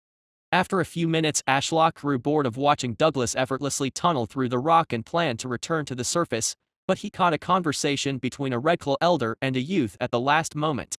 "Is that big oaf really part of the Ashfallen sect? He seems so weak compared to the others," the youth began to ask the elder, and Ashlock was baffled by how swiftly the color in the elder's face drained away, as if he had seen a ghost. Hundreds of conversations occurred in the cavern, and just like when he was a human in a busy train station, it was all white noise until his brain latched onto certain keywords that interested him, such as his name, or in this case, the Ashfallen sect. Even as a mountain range-spanning tree, his focus could only be on one thing in a single place at a time. However, he naturally honed in on this particular conversation because, unlike the one Diana was having with the Redclaw Grand Elder, which consisted of mere pleasantries and trivial talk, this one smelled of drama. And what else was a sick tree recovering from a near-death experience supposed to occupy his time with other than eavesdropping? Even his system had abandoned him for the next week. When those words left the youth's lips, the elder had already spun around and clamped a hand over the boy's mouth. "Don't ever say such a thing." Why, the boy started through the elder's hand but was silenced by a glare. The elder glanced around the cavern quickly and then spoke in a hushed whisper. "If an immortal from the heavens above descended and called the Blood Lotus Patriarch a dog, do you dare refer to the Patriarch in the same manner? Words are relative. An oath to the Ashfallen sect is an existence that rivals our Grand Elder's authority to us." The boy's eyes widened at his elder's words. "You see that cloak he's wearing?" the elder said, and the boy slowly nodded. "It's of perfect quality. I saw it up close. Every stitch seemed as if the gods themselves crafted it. If something appears mundane in this world, look closely at the fine details, and the truth will be revealed. Do you believe an oaf of our level could wear such a thing?" The elder took his hand from the boy's mouth, and the obedient youth kept his yapper clamped shut. Those who flaunt their wealth or cultivation are fools. True masters lurk in the shadows and conceal their true power until the final moment, since those who flaunt are the first to perish. The elder offered a genuine smile and ruffled the boy's hair. "So if you don't want to die, don't go around calling a grunt worker from the sect above us an oaf." "All right." The boy nodded vigorously and then ran off to the other youths, likely to spread the news. Ashlock felt that the elder had taught a valuable lesson, even if he did find it amusing that they thought he cared that much about Douglas. Perhaps in the future, he might care, but for now, he had only known the rude man for a few hours, and his first impressions had been subpar at best. In truth, he had sent the man down into the mines to get him away from Stella, as she wasn't in a good mood right now, and he was being confrontational. Douglas was already learning his place within the sect after only a few hours, but it would take a bit longer for him to mature and for Stella to mentally recover from seeing Ashlock's charred stump. He could have wasted a day's worth of chi to form a portal to get everyone out, or widen the hollowed-out route that provided the cavern with water and let people escape that way. Both options would slow his recovery, but getting them out as soon as possible was necessary. The surface needed the Red Claws. Just from a quick glance after he returned to the surface with his eye of the tree god, he could see that Darklight City was now overrun with demonic trees, and people were out in the streets trying to chop them down. "I hope none of the homeless kids try to fill their bellies with poisonous berries." Ashlock cursed at the thought. He needed to get back to his full power to regain control over his surroundings, but for now, he would have to rely on his subordinates to fill in for him, and for that, they needed to escape the cavern. Naturally, looking at the trees also led Ashlock to question the origin of these demonic trees. His best guess was the cursed blood he had unlocked just before the storm. The question now on his mind was whether he would have survived even without turning the storm into trees. His roots delved deep into the mountain, and even with such a small part of his trunk remaining, he had managed to survive. Maybe he would never know until another cataclysmic event came along to try and end his life. Hey, tree. Ashlock felt a small hand tapping on his trunk, so he returned to the courtyard and saw Stella still lying there, looking up at his canopy with a vacant expression. Ashlock flashed a leaf with chi to show Stella he was listening and was happy to see it hardly added a few minutes to his recovery time. As his cultivation rapidly recovered, things got easier. If he had to guess, he would surpass the Chi realm within the next hour and then spend the next week shooting through the Soul Fire realm, and by the week's end, he would resume his previous state of cultivation. I really don't like that guy at all, Stella grumbled. One hand rested on his trunk and her face was buried into her elbow. Although her expression was obscured, he could tell she was upset. Why did he expect me to know everything about his capabilities? I have never even met an Earth Affinity cultivator before. She then sniffled. Was she holding back tears? That jerk then ranted at me about how to build things as if I'm an uneducated idiot. She then laughed sadly. I am uneducated, but that's not my fault. There was nobody there to teach me. Tree. What should I do? If every new person in the sect is smarter than me, they will think the Ashfallen sect is run by idiots like me, and then you might look bad. Ashlock found it unfortunate that her insecurities were flaring up again. She was such a bright and capable person, but she failed to see it as there was never anyone around her while she grew up to offer words of encouragement or advice. It pained him to see her so distraught. Without a mentor for cultivation, she was already touching the Star Core realm at 16 years old, and from what he had seen, that was unbelievably impressive. She'd also learned to translate an ancient runic language in a single year, and considering her somewhat lack of social experience, she had handled meetings with grand elders hundreds of years her senior with style. She was an exceptional person all around, and he was incredibly proud of her. So, to see her lying on the bench and feeling like a failure somewhat enraged him. But at the same time, he could understand her plight. He hated to admit it, but she wasn't exactly the best person to be the face of the Ashfallen sect due to her lacking education, especially in politics. It had worked out so far, but her immaturity sometimes snuck through, and she had yet to be confronted by someone she couldn't bully with her superior cultivation or with Larry backing her up. She needed time to grow up and learn the skills the other scions had. It was important to remember that she was years younger than both Diana and Douglas, so some inexperience was expected. The situation reminded Ashlock of those university graduate jobs that demanded years of work experience from someone who hadn't worked a day in their life. I should just let Diana handle everything, Stella grumbled as her arm fell to the side, and she looked up with red eyes at his canopy. Then I can stay here and protect you from harm while she handles all the annoying people. As endearing as that sounded, he didn't want a moody Stella hanging around him for the next week. He had a lot to plan and needed to focus on recovering. Looking within himself, he saw his dim star core slowly refilling with chi that funneled in from his leaves and the many demonic trees around him. Luckily, since he still had a star core, he could manipulate chi outside his body despite being limited to the peak stage of the chi realm. Because of this, he looked around the desolate mountain peak. The storm had destroyed almost everything. Even the badly damaged runic formation surrounding him had been ripped apart, and only shards remained here and there. Using telekinesis, he grabbed one of these shards with a pointed end to write on the stone nearby. Stella turned her head toward the sound and slowly read aloud what he had written. Just keep doing your best. That's all I will ever ask for. Stella held back a sniffle. That's so kind, tree.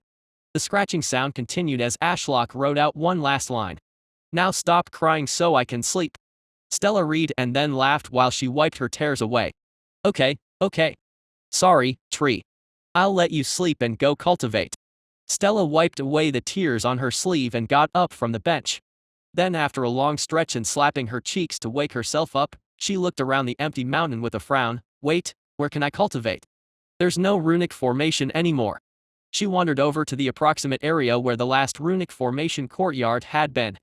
She had to step over some piles of rubble, and there was still the general outline of where the pavilion had been as the foundations had survived the storm. Surprisingly, the runic formation was still there. Although it was just a husk of its former glory, as the silvery spirit stone lines hadn't survived the storm. Stella crossed her arms and hummed to herself as she wandered around, seemingly trying to think of a solution. Only then did Ashlock realize Stella had only ever cultivated within a runic formation. When she built that massive runic formation that had surrounded him while he was asleep all those years ago, he had felt the drastic change when he woke up. The formation had attracted and condensed all the chi in the nearby area around him, making cultivation easier. Stella began to grumble to herself as she kicked some random rocks, which ironically distracted him way more than she had while being moody. After a while, she gave up on her rock kicking and summoned some spirit stones to her hand from one of her spatial rings. The weird silvery metal reminded Ashlock of Mercury, and he watched as Stella inspected the rock, then looked at the runic formation, and then back at the rock. This continued for a while, and the frown on her face grew with every look. Eventually, she sat down on the runic formation and tried to jam the silvery rock into the grooves of the formation to little effect. It was obvious she had absolutely no idea what she was doing. Hadn't she claimed a few years ago that she had been the one to install the runic formation that surrounded him? No way she told me that just to sound more useful, Ashlock wondered. It was common for children to lie to their parents about their achievements. But the more he thought about it, he realized how silly he had been to assume a child could have constructed such a massive runic formation around him. She must have gotten some help from somebody. Egg, how can I fix this stupid thing? Stella cursed and stood up and began to walk toward Ashlock. Maybe I should ask that Muck Douglas how to do it. She paused mid-step from her own words and scowled. No, he will call me an idiot. I can figure this out. Ashlock sighed as he watched Stella march back to the runic formation with a newfound determination. She stood there with her eyes closed, and moments later, her golden spatial rings flashed with power and a stack of books materialized. She sat down, picked a random one from the pile, and skimmed the first page. Nope, she said as she chucked it to the side and reached for the next one. Nope, again. Leaving Stella to distract herself, Ashlock looked over the mountain with his eye of the tree god from up above. He marveled at the beautiful sight. He didn't know how sustainable this mountain forest of demonic trees was, considering the lack of soil for nutrients, but he was sure he could work out a system of some kind to keep the forest alive. I could bring nutrients through my roots in the wilderness and exchange them with these demonic trees for chi, Ashlock mused as he debated the idea. Ascending a single stage in the star core realm had already been a tall order, but now that he was entirely a tree and his star core was the size of his trunk, he had a lot more chi to collect to ascend and he needed all the help he could get. He still couldn't believe a spirit tree was out there at the peak of the monarch realm. How long had it been cultivating to achieve such a level of power, or did it also have a system like him? Maybe he could ask the world tree if they ever met. He was sure he could grow his roots to meet theirs if given enough time, no matter how far apart they were. While Ashlock was observing the mountain range of demonic trees, he saw the streak of flame arching through the sky, and when he focused on it, he saw the Redclaw Grand Elder standing upon a sword of crimson as he zoomed toward the white stone palace that still stood after the Dow storm. Oh, Douglas must have finished with the tunnel, Ashlock thought, glad his subordinates could finally return to work. But then he was distracted by a surge of chi through one of his roots.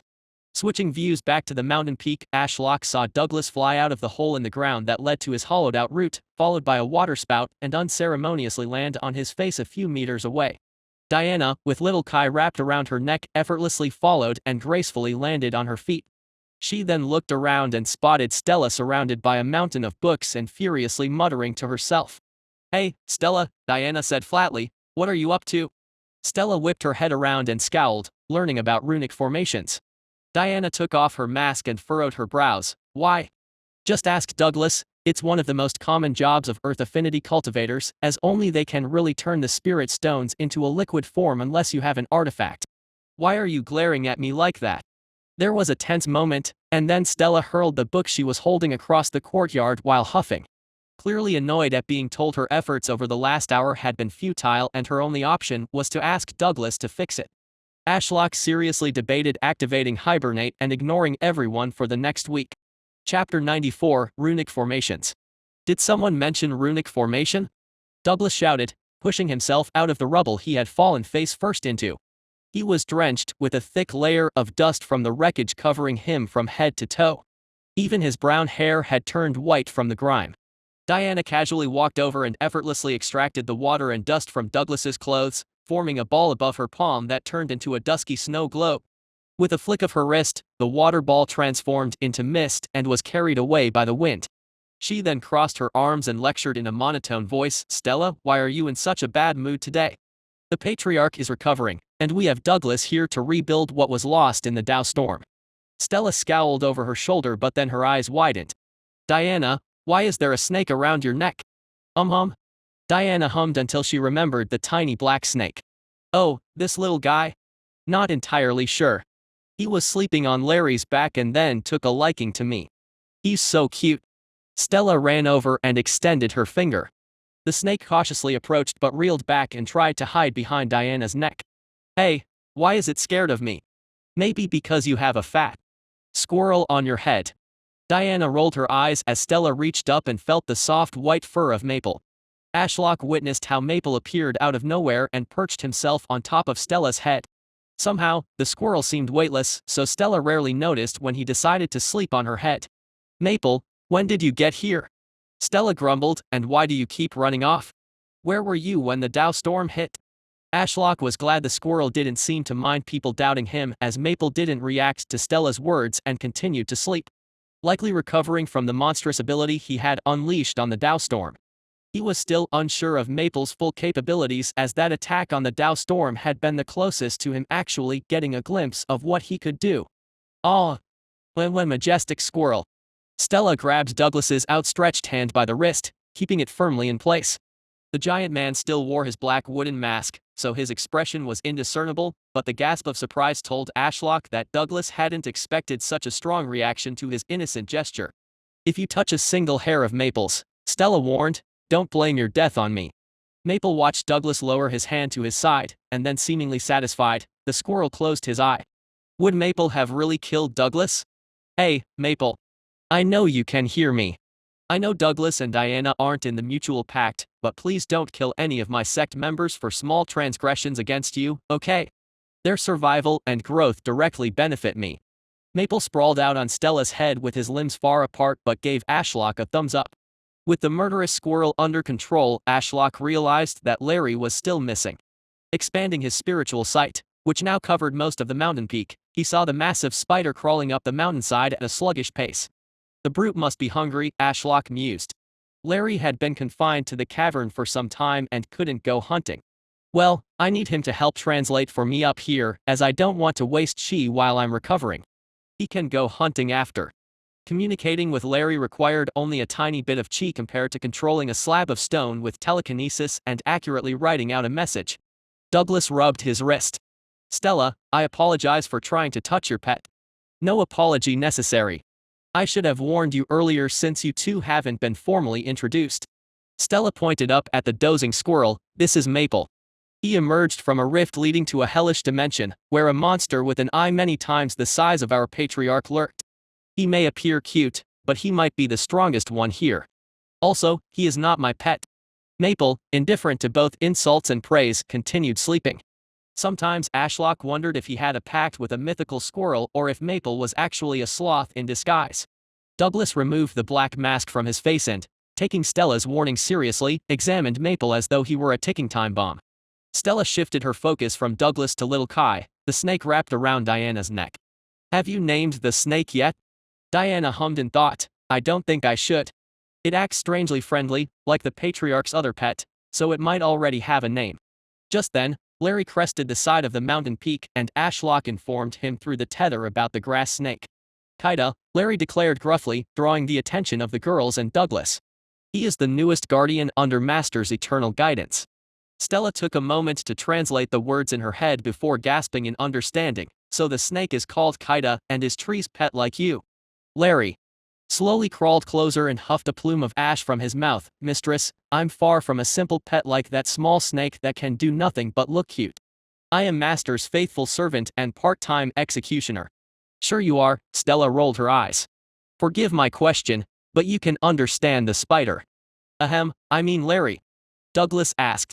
The man tried to maintain his composure, but Ashlock could tell he was bewildered from watching the two speak in a language he couldn't understand. With pride, Stella practically stuck her nose in the air and switched back to the common tongue. "Of course, I can. The patriarch can only communicate via the ancient runic language, so I learned it."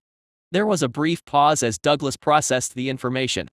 He looked between the squirrel, Stella, and then Larry and eventually just shook his head. The Ashfallen sect continues to surprise me. Douglas nervously chuckled as he rubbed the back of his neck. Is there anything I can do to help? You mentioned something about a runic formation. Ah. Stella's joy instantly vanished. Yes, our runic formations were destroyed in the Dowstorm, and I tried to fix it myself. Formations?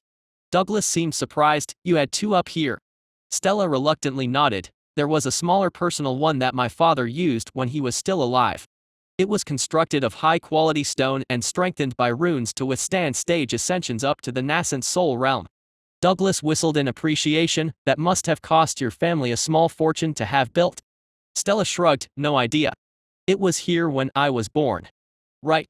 Douglas glanced around, and where was this other runic formation? Stella gestured with her chin toward Ashlock. I replaced the entire courtyard surrounding the Patriarch with pre-made portable chi gathering arrays. Huh? Why did you do that? Douglas rubbed his chin. Well, long story short, there was an incident with lightning. The first of many. Stella smiled at the memory. Tree got knocked out, but I saw he was recovering slowly, so in desperation, I sold everything left in the pavilion of any worth and went to Darklight City to buy those portable formations. Ashlock felt a mix of warmth and shock, knowing what Stella had done while he was asleep.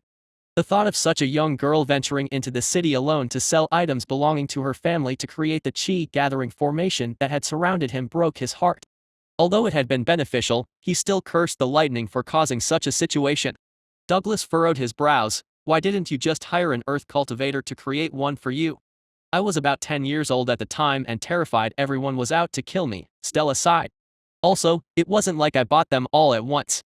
I went down there and bought a few, brought them up here, laid them around tree, and quickly realized I needed more. I only stopped once the old man at the shop started giving me an odd look and I ran out of money. Douglas walked over and began inspecting the remnants of the central courtyard. Bloody hell, you filled this entire area with them. That must have cost a fortune. He then bent down and picked up a stone shard.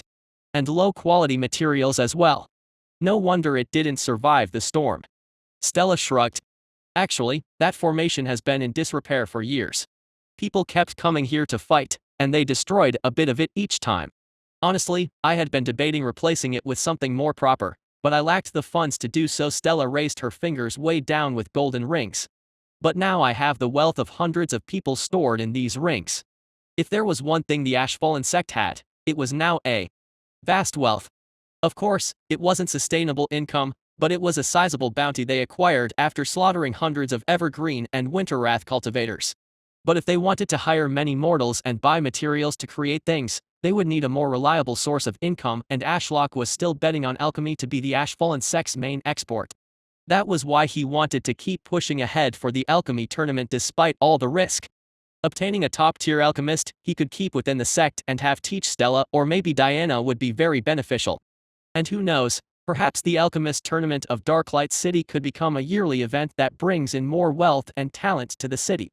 Douglas's eyes lingered on the many golden spatial rings on Stella's finger and then grinned. Well, it just so happens I am for hire. We already hired you, Diana said flatly, petting little Kai's head. You belong to the Ashfallen sect now. Ah. Douglas paused. Wait, we never discussed pay. Then he quickly added when Diana frowned. I won't demand any pay for spending a few hours building that tunnel, but if you want me to repair or build a runic formation, I will need at least a few dragon crowns for my efforts. Ashlock realized that Douglas's words were true. They had somewhat bullied the man into signing an oath without ever discussing the benefits or pay. Pay. Diana raised a brow, interrupting Ashlock's musing. Why would a member of the Ashfallen sect need payment? Douglas's expression darkened. I need payment. I have mountains of debt and beast cores to buy. Why else would I come and join your sect? Stella pulled one of the spatial rings free and tossed it to Douglas, who fumbled and almost dropped it. That should pay off your debts, and we will need to work on your beast core addiction, Stella said seriously, glancing briefly at Diana. Douglas put on the ring around his pinky finger and closed his eyes. A small glow of power emanated from the ring, and Ashlock could tell the man was searching its contents. Finally, his eyes snapped open and he gasped, "Is all this for me?" Sure, Stella shrugged. I think it's rather pathetic you care so much about some wealth anyway when you are now a member of the Ashfallen sect. Diana and I have grown tremendously in cultivating without needing dragon crowns or spirit stones, although that might change soon now that our pavilion has been blown away. Ashlock suddenly got a terrible feeling that he had been spoiling Stella a little too much over the years with free cultivation resources and gifts. Had he acted like a rich parent and spoiled his child rotten? I don't know what to say, Douglas spoke slowly. This is more money than I have ever seen in my miserable life. How can I repay you? You want to repair the runic formation, right?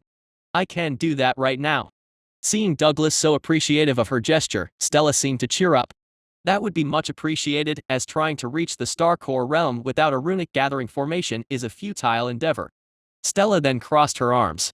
However, I want you to teach me about runic formations. Teach you? Douglas rubbed his chin. I can do that. What followed was Diana relaxing on a bench under his shade while Stella and Douglas stood over the runic formation that Stella used to use for cultivation before the silver lines were destroyed. Douglas got down on one knee, placed a palm on the formation, and closed his eyes.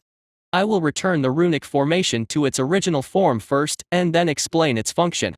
Ashlock saw the hard stone covered in deeply engraved lines that were chipped and damaged seemingly morph into a watery, clay-like substance and then ripple as the engraved lines were wiped and redrawn. Once the runic formation looked new, Douglas opened his eyes. Alright, the best place to start an explanation about runic formations is naturally the runes, also known as words of power. They are basic instructions that heaven understands. Depending on your goal for the formation, you will merge various arrays that are small collections of runes. Douglas then pointed toward the outer edge of the formation.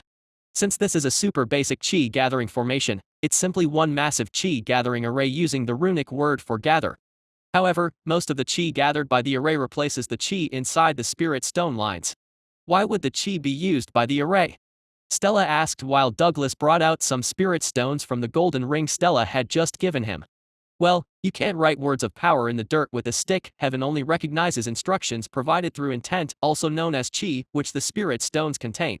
Douglas injected some of his own chi into the spirit stone, and it melted from a solid into a liquid, now resembling mercury. Although the formation could gather twice as much chi for you to use for cultivation, the spirit stones within the formation would need replacing regularly. So it's a cost versus performance thing. Slowly, Douglas brought out more spirit stones and filled all the grooves with the silver liquid.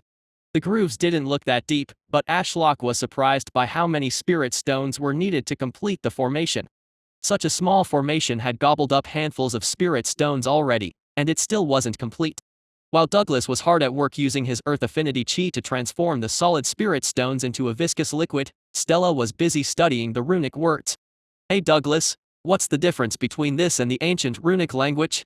Oh, that old language. Douglas mused. I am using a more streamlined version of that old language here.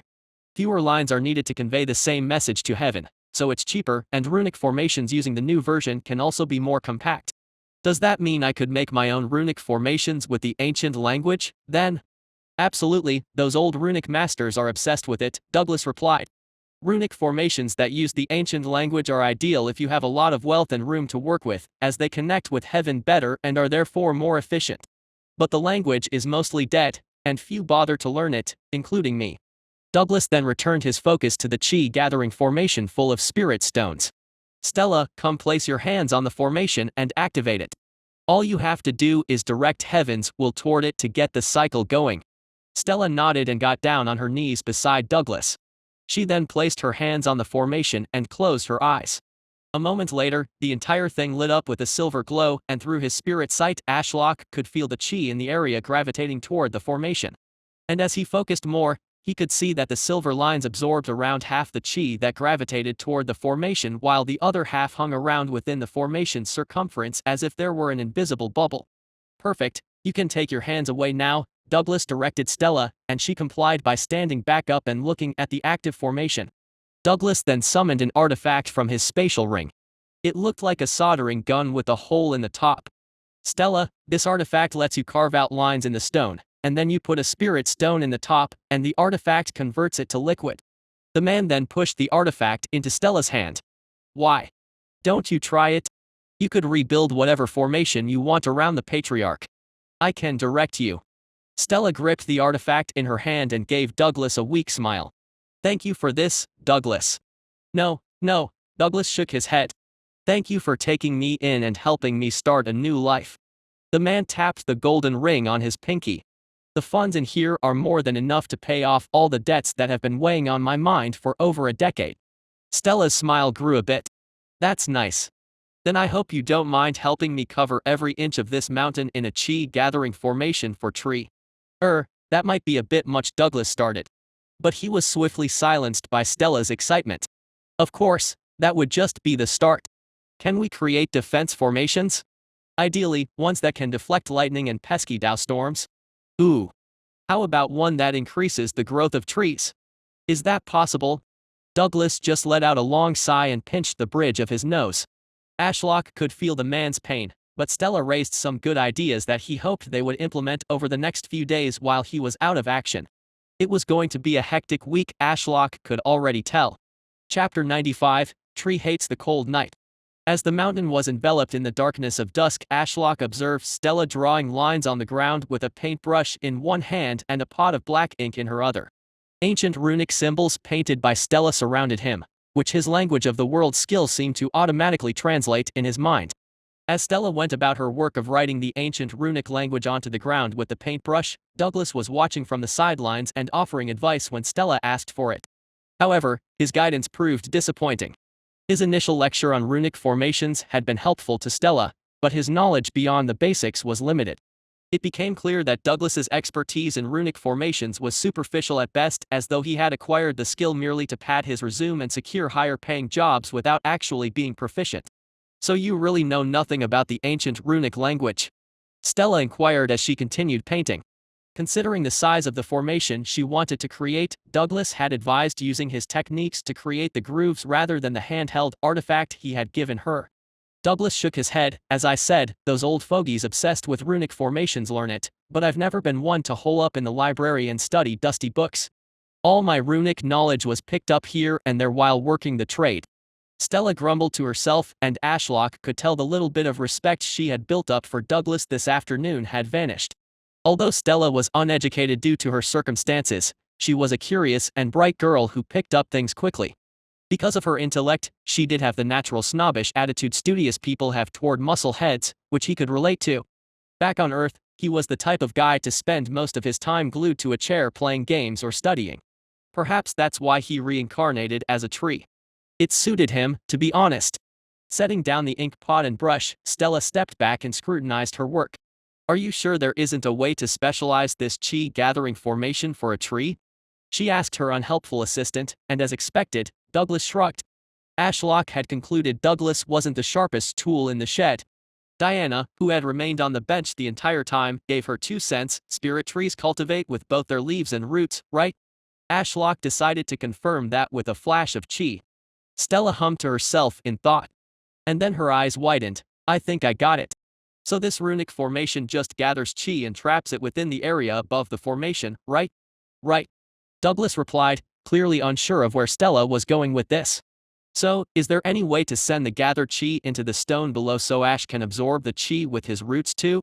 Stella asked excitedly. Douglas rubbed his chin. It could work. Defensive formations make use of transfer arrays to channel the gathered chi to a storage array. In this case, you could just treat the tree's roots as the storage array and make use of several transfer arrays. Stella beamed. So, how should I do it? I will make the engraving super deep to reach the tree's roots and ensure the engraving is wide enough so there's room to add more engravings on the inside wall, which can be the transfer runes. You could also inlay it on top of the surface chi gathering runes, but it can muddle the meaning of the runic words and make them less efficient. Douglas then added gravely, but this formation will be extremely expensive. At least 100, if not 1,000 times more spirit stones will be needed than what you used for your personal chi gathering formation. The sheer size of this endeavor is hard to fathom. Stella waved him off as she walked back to pick up the paintbrush. The patriarch's cultivation is priceless. He is the pillar of the Ash-Fallen sect. If he had abundant chi to work with, the entire sect would prosper, and a few mere spirit stones are laughable in comparison. Amusingly, the first person to agree with Stella's assertion of Ashlock's importance was Larry, who had been quietly waiting off to the side of the mountain peak. The giant spider would have been crawling around his branches, but since he was 10 times his original size, Ashlock doubted his branches could even support the colossal creature's weight. Master's recovery comes before anything else. Larry stated gruffly, and Stella nodded to the giant spider. See, Larry gets it. Diana and Douglas, both clueless about the ancient runic language, exchanged a puzzled glance. Douglas shrugged and walked closer to Stella. Are you done with the first layer of chi gathering runes? It's getting late, and I want to head to Darklight City to pay off my debts tonight. Oh. Stella turned her head, paintbrush still in hand. Are they even open this late? I thought most stores closed at dusk.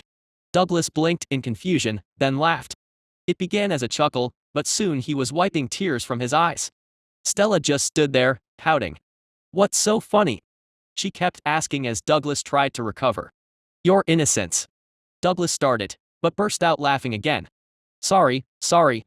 Forgive me, he said between gasps, wiping his tears.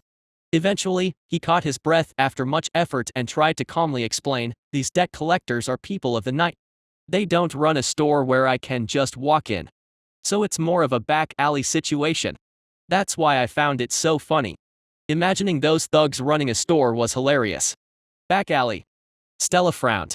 Doesn't sound like a great place to conduct business.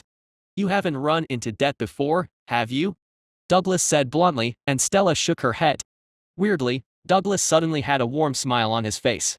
He didn't say anything else, which seemed to irritate Stella even more, but they eventually returned to the matter at hand. Yes, I'm done with the outline. Stella placed the brush and ink pot into her spatial ring. You can do your part now. Sure thing. Douglas got on his knees, and within seconds of the man's hands touching the stone, Ashlock began to panic. It was as if he had been standing on solid concrete, and it suddenly transformed into mud. Underfoot. The solid stone ground he had felt so comfortable in liquefied and turned into viscous sludge. If not for his roots delving so deep into the mountain, Ashlock feared he would sink. In fact, his body did begin to sink slightly, and he felt his trunk being engulfed by the stone. Thankfully, the quicksand-like technique was finished within a minute, and Ashlock found himself surrounded by meter-wide and 5-meter-deep engravings in the courtyard that followed Stella's paint. Through his spiritual sight via his roots, he could look up and see the sky through the gaps. Ashlock had never felt so exposed, as if he were naked, as ridiculous as that sounded. He then yelped as he felt Stella drop down into one of the gaps, which were barely wide enough for her to fit in. She then brought out the artifact that Douglas had given her, and after inserting a spirit stone into the top, she began carving the ancient runic word for transfer into every available inch of rock. Make sure to use high-quality spirit stones for the transfer runes, Douglas shouted down into the hole. The spirit stone quality doesn't matter so much for the gathering runes, but for the transfer, quality is of utmost importance, otherwise, you will lose a lot of chi to the surrounding stone. Okay, Stella nonchalantly replied as she carefully carved out the runes.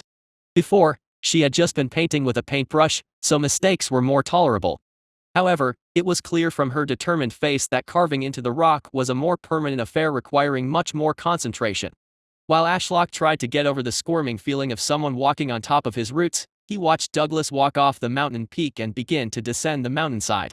Although he had sworn loyalty to the Ashfallen sect, Ashlock decided to keep tabs on the man to see what he would do. Larry, Ashlock said through the tether, tell Diana to tail Douglas. I want her to keep him safe. The spider huffed in acknowledgement and crawled over to where Stella was working. Ashlock wasn't only worried about betrayal, he also feared that Douglas would be taken advantage of. Stella was clueless about money, and Diana didn't seem to realize the implications of a man going to pay back a mountain of debt suddenly in full with a spatial ring full of wealth. The ignorance of rich kids. Debt collectors do want their money back eventually, but they prefer to keep their victims in eternal debt to keep the interest rate mounting up. Suddenly turning up one day and paying off all his debts would raise suspicion about where he got the money, and they might even rob him on the spot. Diana was in the 8th stage of the Soul Fire realm, making her far stronger than almost everyone else in the area, and Ashlock had witnessed her superior fighting abilities firsthand many times. Especially with her corruption-filled attacks, he was confident she could triumph even when outnumbered. Ashlock still didn't like the guy that much, but Douglas had shown some promise and seemed to be fitting in, so it would be annoying to lose him already to some thugs. Larry looked down into the hole and conveyed his message in the ancient tongue to Stella, who half listened to what the spider had to say as she concentrated on her craft. Diana, the patriarch wants you to tail Douglas, Stella spoke quietly over the sound of the artifact in her hand, using her spatial chi to cut a deep groove into the rock as Douglas hadn't made it that far down the mountain yet. Keep a distance and only help if he gets into trouble. Diana stood up from the bench, her black modern-style clothes blending into the darkness of dusk. A thin smile appeared on her face. A stealth mission from the Patriarch. My favorite. She then scratched Kai's head. You should stay here, little guy. Where should I put you? The black snake curiously looked around, and its little pink tongue flickered out toward Larry. Kai's actions confirmed that all of Ashlock's pets inherited his language capabilities, and there was a strong chance that Kai would be able to hiss in the ancient tongue soon. Obeying the snake's choice of resting place, Diana deposited the tiny snake onto Larry's back, giving Kai a smile. I'll be back before dawn. See you soon. Diana then slowly walked toward the mountain edge, and before Ashlock knew it, she had vanished into the darkness. Ashlock would have tailed Douglas himself from the sky with the eye of the tree god, but he had discovered a problem he had outgrown in the past: fatigue when the sun set. A terrible sleepiness gnawed at his mind, and he struggled to stay conscious as the sun dipped beyond the horizon. Only moonlight kept him somewhat awake, but it wasn't enough to keep him awake much longer. He had awoken in the late afternoon, so it had only been a few hours since he experienced rebirth and became fully a tree. His roots now felt like his toes, and he could manipulate them freely without much thought or direction. His branches felt like fingers, and while they were still too sturdy to wave around like a hand, he believed he could direct their growth. And finally, his leaves, which he hadn't been able to chop off in the past, with nothing but a thought, the stem released its hold, and a leaf fell to the stone below. He now had total control over his body, which came with the downsides of being a tree. He felt a natural urge to grow fruit, to spread his seed and expand in all directions in search of nutrients and chi. He also felt terribly tired without sunlight and already dreaded the upcoming winter months. Maybe Stella can build me a greenhouse formation? Ashlock wondered. It was a good idea, as it would allow him to stay active during the winter months and maybe even stave off exhaustion during the cold, dark nights. Hey, Larry, ask Stella if she can make a heat-trapping formation. The spider relayed his words, and Stella paused her engraving, looking up at the spider, clearly annoyed. Tree, stop being so demanding. Can't you see how much is already needed? And you want me to add even more features? And a heat-trapping formation? Do I look like a runic master to you? I have no idea what I am doing here, and that Douglas bastard is useless at teaching. That was fair, but Ashlock had half expected Stella to blindly agree. Since when did she say no to him? Was she in her rebellious teenage stage? She was 16 years old, so it was maybe a bit overdue. Whatever the reason, it was fine. Winter wasn't for a few months anyway, so there was plenty of time to turn the entire mountain range into a greenhouse. Obviously, he didn't forget about his children. They needed to be warm during winter too. It might be good for the Redclaws as well. Ashlock wasn't sure how a heating array would work, but he assumed it would have something to do with fire chi. Ugh, I'll think about this tomorrow. If Ashlock could let off a minute-long yawn right now, he would. Was there anything else that needed his immediate attention before he slept? Oh, yeah. Larry, do you need to eat? Ashlock spoke through the black chi tether, and the spider perked up. Yes, master, Larry spoke gruffly as he rotated to face him. I can sleep without food for centuries, but I used up a lot of energy during the Dow storm, so my hunger festers. That made sense.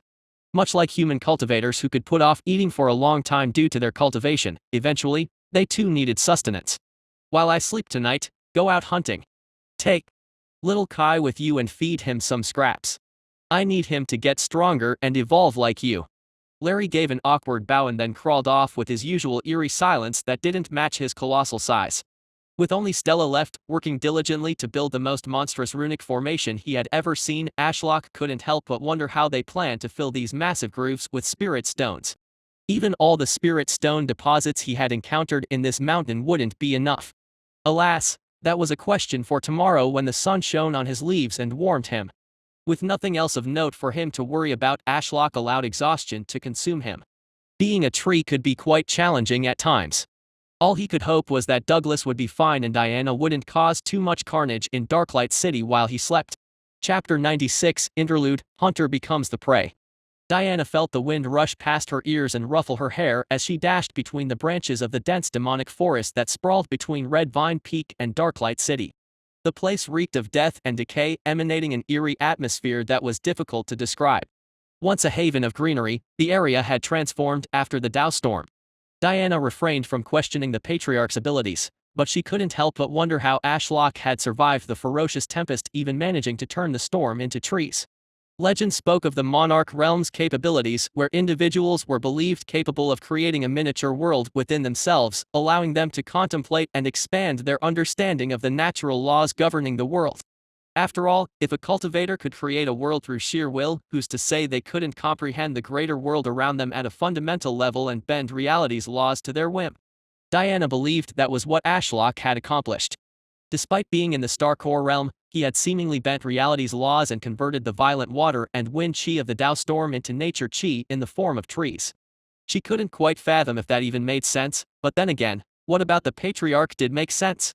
The tree could materialize objects from thin air and tear rifts into other dimensions.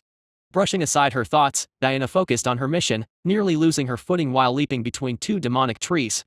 In mere minutes, she had caught up to Douglas, who strolled leisurely down the forest path, whistling a pleasant tune. Although it was a relatively safe area devoid of beasts, a very thin sheen of brown earth chi surrounded the man's body, which was a common practice for cultivators traveling alone.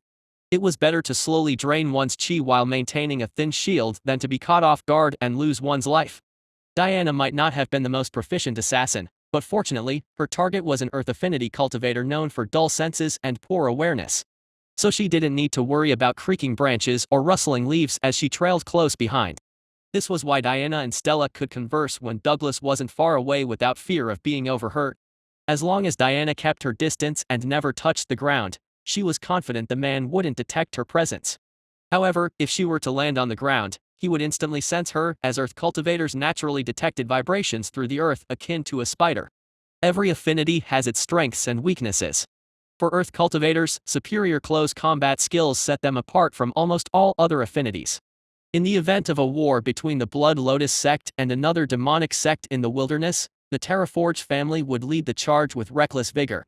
Even outside of combat, their ability to alter terrain made them incredibly valuable for constructing buildings and runic formations, so the Terraforge family and other earth cultivators were some of the richest and especially made a lot of money whenever the sect had to relocate due to a beast tide.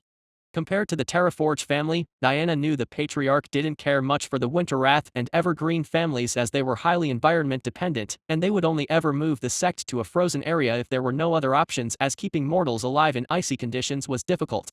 Cultivators always needed to consider the environment and surrounding chi. For instance, Diana's heightened senses and agility were enhanced by a thin veil of mist emanating from flowers growing on a few demonic trees throughout this eerie forest. The mist allowed Diana to tap into her powers and techniques without expending time and chi on creating water herself. For example, she could manipulate the mist into a violent cloud or powerful water jets capable of slicing through rock. This environmental advantage made natural affinities highly sought after. Many families within the Blood Lotus sect possessed exotic affinities, such as the Starweavers with their cosmic affinity or the Skyrend family, known for conjuring multicolored lightning bolts, but they were considered specialists. Diana paused on a branch, feeling the rough wood beneath her palm as she rested. In the distance, Douglas reached the gate of Darklight City.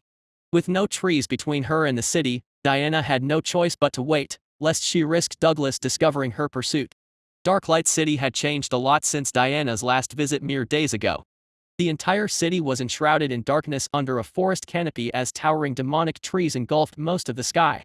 The sound of axes chipping away at the wood reverberated throughout the city like a cacophonous chorus. Despite the city's infusion with nature creating a certain beauty, illuminated only by moonlight, Diana empathized with the people and understood why they were cutting the trees down. An almost sulfuric stench, characteristic of the soil surrounding demonic trees in the wild, permeated the air, and their bundles of poisonous berries threatened life here. In the short time since demonic trees had overrun Darklight City, Diana was surprised to already notice numerous bird carcasses littering the streets, victims of the toxic berries, left unabsorbed by the trees due to the lack of soil. She even saw one of these carcasses rotting in a well that was supposed to supply the locals with fresh water. Yet despite the random trees in the road or growing out of the side of buildings, the entertainment district's streets buzzed with activity, which made tailing Douglas easy. The large man stood out in the crowd, and the ambient noise diminished any chance of him detecting her footsteps among the others. Whenever possible, she leapt between the city's demonic trees. However, she often had to walk through treeless patches where residents had chopped them down. In the forest abundant with water chi, she could have moved silently through the mist, But the city's scarcity of water chi put her at a disadvantage compared to Douglas, who could manipulate the earth beneath his feet. Luckily, Diana didn't expect to fight Douglas tonight. Instead, she worried about the debt collectors he had mentioned. Her privileged upbringing as the daughter of one of the sect's most powerful cultivators had left her uninformed about the underworld dealings of rogue cultivators. As Diana continued to follow Douglas, the area grew livelier, and the women on the street shed more clothing the deeper she got until they were nearly naked, beckoning passersby outside shady establishments that reeked of musk. Diana may have been naive, but she recognized this as the pleasure district, where sin tempted many to indulge in nights of forbidden delight. Cultivators publicly frowned upon such activities, though some secretly partook behind closed doors. Uninterested in such matters, Diana focused on her mission. Eventually, Douglas stopped before a brothel and hesitated to enter. He fiddled with the spatial ring on his finger and steadied his breathing. While Douglas was preoccupied, Diana examined the building for entry and exit points. Once she confirmed Douglas had mustered the courage to confront his past and entered, she slipped through a hole caused by a demonic tree root growing through the brothel's roof. She filled the attic with mist to obscure herself from other cultivators' spiritual sight, sitting cross-legged as she scoured the entire brothel for any sign of Douglas. Aside from the moans of mortals engaged in their nightly activities, which made her feel rather uncomfortable, she soon located a room emanating several chi auras. A weak runic array, riddled with gaps, surrounded the room. "If you're going to pay for a runic array, at least do it properly," Diana grumbled. Her eighth soul fire spiritual sight had no trouble penetrating the feeble array. Now let's see how Douglas is doing. Inside the room, Douglas flaunted his third stage soul fire cultivation, facing a clearly drunk and irate man barely at the first stage. A few mid-stage chi realm goons stood behind the drunk man, evidently terrified of Douglas. A wooden table piled high with gold crowns and a few dragon crowns stood between them. The sheer amount of money on display made Diana gasp, realizing why such a debt caused Douglas considerable mental stress. 10,000 gold crowns and 25 dragon crowns, Douglas grinned. "Including the 35% yearly interest we agreed upon. Feel free to count." The man, his face flushed from alcohol, interrupted pleasure, or sheer rage, glanced at the mountain of money and then back at Douglas. "This isn't the amount we agreed upon."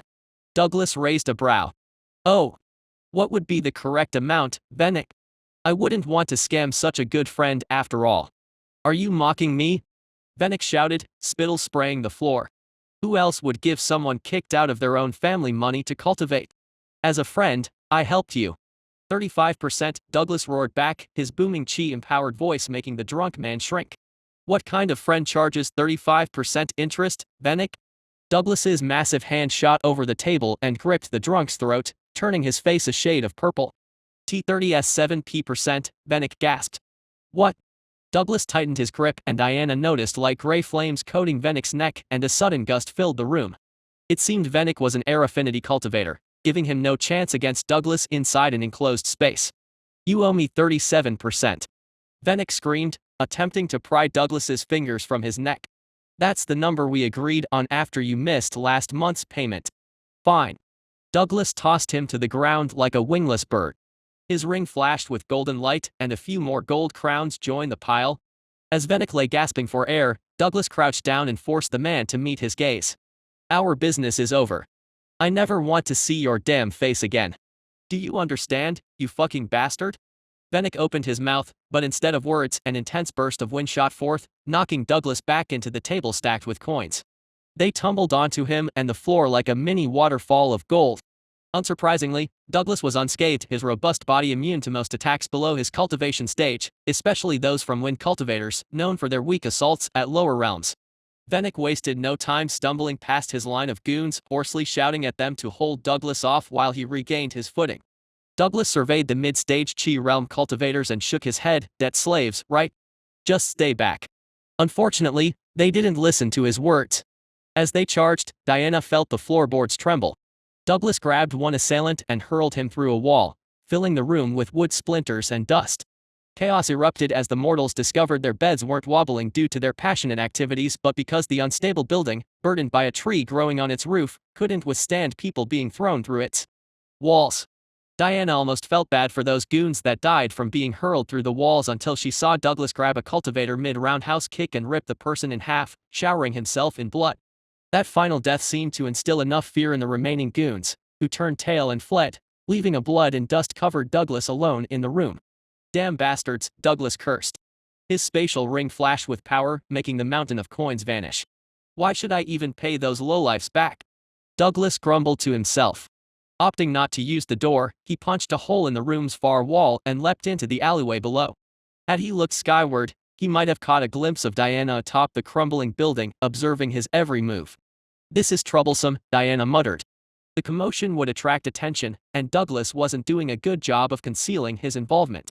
As a member of the Ashfallen sect, Diana could pull some strings to avoid punishment for Douglas, but that wasn't the main issue. Douglas was supposed to stay low-key, and if such a rogue cultivator managed to dodge persecution, people would start asking questions and investigating his background, which would be problematic. Should she help him slip out of the city stealthily or focus on silencing Venick, who had already made it several streets away using his air affinity? Diana hopped to the neighboring building while contemplating her options as the brothel completely collapsed and the demonic tree slammed into the building across the street. Fortunately, her dilemma was resolved when Douglas, already donning his cloak of concealment, smartly fastened a black wooden mask to his face. The cobblestone alleyway split open and Douglas sank into the ground, a common method for earth affinity cultivators to move around by essentially swimming through the earth. "Venick it is, then," Diana grinned, summoning 2 black daggers and dashing after the man through the darkness of the night.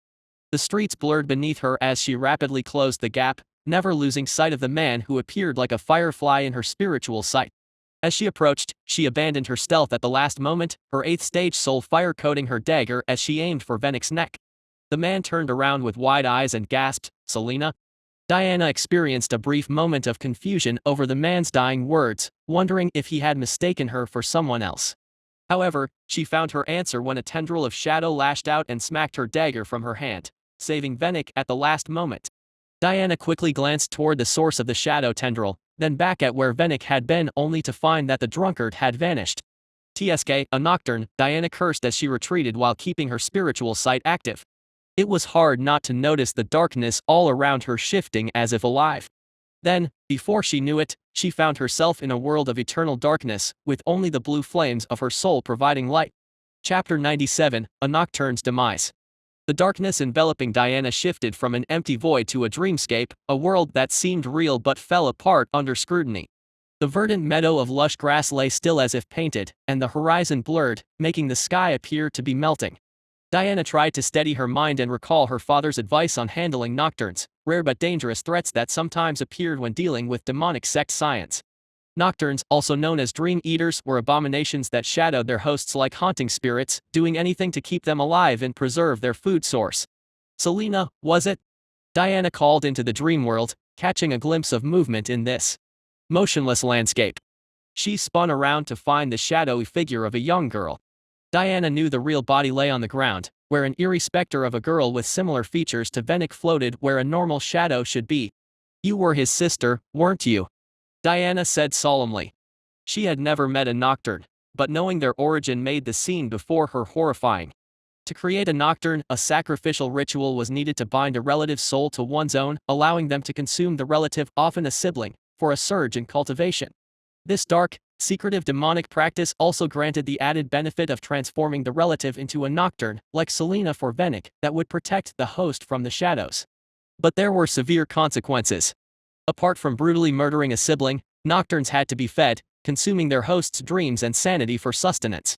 And if the host ever reached the nascent soul realm, the nocturne could take over the infant's soul and be reborn. This fierce urge to keep their host alive for sustenance and the chance at a new life made nocturnes exceptionally loyal protectors. Diana now understood why Venick acted tough in front of Douglas, despite being a wind affinity user 2 soul fire stages below him. A guardian always lurked in the shadows, watching. A moment of silence passed as the shadow figure refused to answer, but the ghostly form trembling with grief betrayed understanding. "I need to kill Venick," Diana declared, and the nocturne howled. A chilling wail filled with anguish echoed as though pierced by countless needles. The dreamscape quivered, and hundreds of shadow tendrils shot forth, but Diana swatted them away with ease. It was weak. The nocturne faced a hopeless situation. If Diana killed Venick, the creature would perish without its food source. On the other hand, if they fought until sunrise, the dreamscape would shatter, and the nocturne would burn under the sun's glare. As Diana deflected more tendrils, she pondered Venick's motivation for subjecting his sister to such a fate. Had his parents arranged it, or had he performed the ritual himself? When Diana was involved with other noble science, she hadn't heard of a wind affinity Azure Crest child named Venick. If Venick had done it himself, the ritual would have been done out of desperation for the benefits, as his rate of cultivation would decrease drastically since the nocturne siphoned chi. And he would also be unable to sleep or meditate without feeling haunted, which would deeply affect his state of mind. Also, if Venick ever reached the nascent soul realm, the nocturne would devour his new infant soul, denying him the semi-immortality of being a nascent soul realm cultivator. All of that for a reliable bodyguard no stronger than the host suggested. Venick couldn't leave his back to anyone other than his own sister's ghost. Venick must have been either insane or desperate for protection, either from family members vying for power or from numerous enemies he had made. Neither option sounded good. Venick was a tumor that needed to be culled, especially since, with the death of his nocturne, he would soon become consumed by heart demons, just like how Diana had been before Ashlock saved her with those truffles. Diana continued slashing at the tendrils with her chi-covered blade while gradually filling the dreamscape with her haunted mist technique. She could shatter the dreamscape with her cultivation, but the nocturne would escape. She aimed to kill it first and then pursue Venick. Although the dreamscape looked like it stretched for many miles, it was only around the size of a large courtyard. Soon enough, she could lock down the location of the nocturne that was running around while its wails filled the entire space with her mist. "There you are," Diana muttered as she dashed through the mist. Diana tore through the shadowy figure a moment later as if it were smoke and seized the nocturne's throat. She was about to tighten her chi-coated grip and kill the spectral abomination when she hesitated. The wailing ceased, and the young girl, no older than 10, gazed at Diana with eyes full of innocence. Was this some kind of trick to make her hesitate? Her father had only briefly mentioned this threat and simply said to kill the nocturne to escape. Was there really no other way? "Don't hurt Venick," the girl said in a distorted, eerie voice. "He was my brother, and I still love him." Diana hadn't known nocturnes could speak. "Why?" Diana frowned. "He killed you and turned you into an abomination. How can you still love him? Was it some kind of mind magic that made the abomination loyal?" The nocturne's eyes grew dull as if recalling a painful memory. "Venick had no choice. Our father forced this upon us." "Father? Who's your father?" "Grand Elder of the Azure Crest family. He received an order from the Patriarch." The girl hesitated. "Which was?" Diana pressed, knowing that the Patriarch rarely gave direct orders. But as a true demonic cultivator with little regard for human life, anything he meddled in was bound to be twisted. He wanted more airships and, therefore, more pilots. Our family is the main provider of these pilots. But he wanted them within a year. That was enough for Diana to piece together the rest. Noble families were often vast, sometimes consisting of dozens of branch families and thousands of members in total. But not all family members were created equal.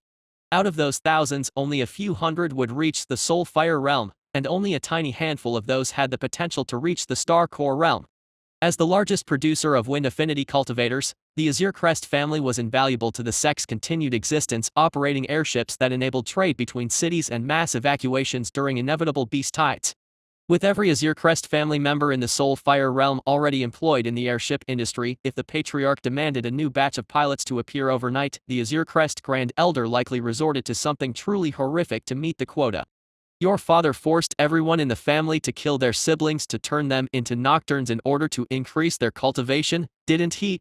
Diana asked, and the little girl's eyes widened before she nodded. "So please don't kill Venick.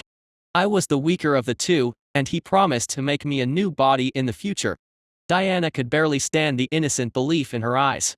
Venick, a middle-aged man, had only reached the first stage of the Soul Fire realm with the ritual's boost. His chances of reaching the nascent soul realm before his lifespan ended were non-existent. The girl was being deceived. Diana suspected that Venick was aware of his slim chances and had resigned himself to his fate, abandoning the path of cultivation. His negligence was the reason he remained stagnant at the first stage in the realm for such a long time. Why did Venick charge Douglas such high interest? "Do you know?" Diana questioned the nocturne, and the ghostly girl shuddered. "He couldn't stand me," the girl replied. "He spent all the money on alcohol, drugs, and women to drown me out. I kept urging him to cultivate, but he claimed he couldn't." Diana suspected that he was simply lazy and unwilling to cultivate, but there was a genuine possibility that he couldn't. Possessing a nocturne made cultivation significantly more challenging, as it was nearly impossible to enter a state of deep cultivation. Diana tightened her grip around the ghost, and the girl cried out, "Why? Why kill me? Let me go back to my brother.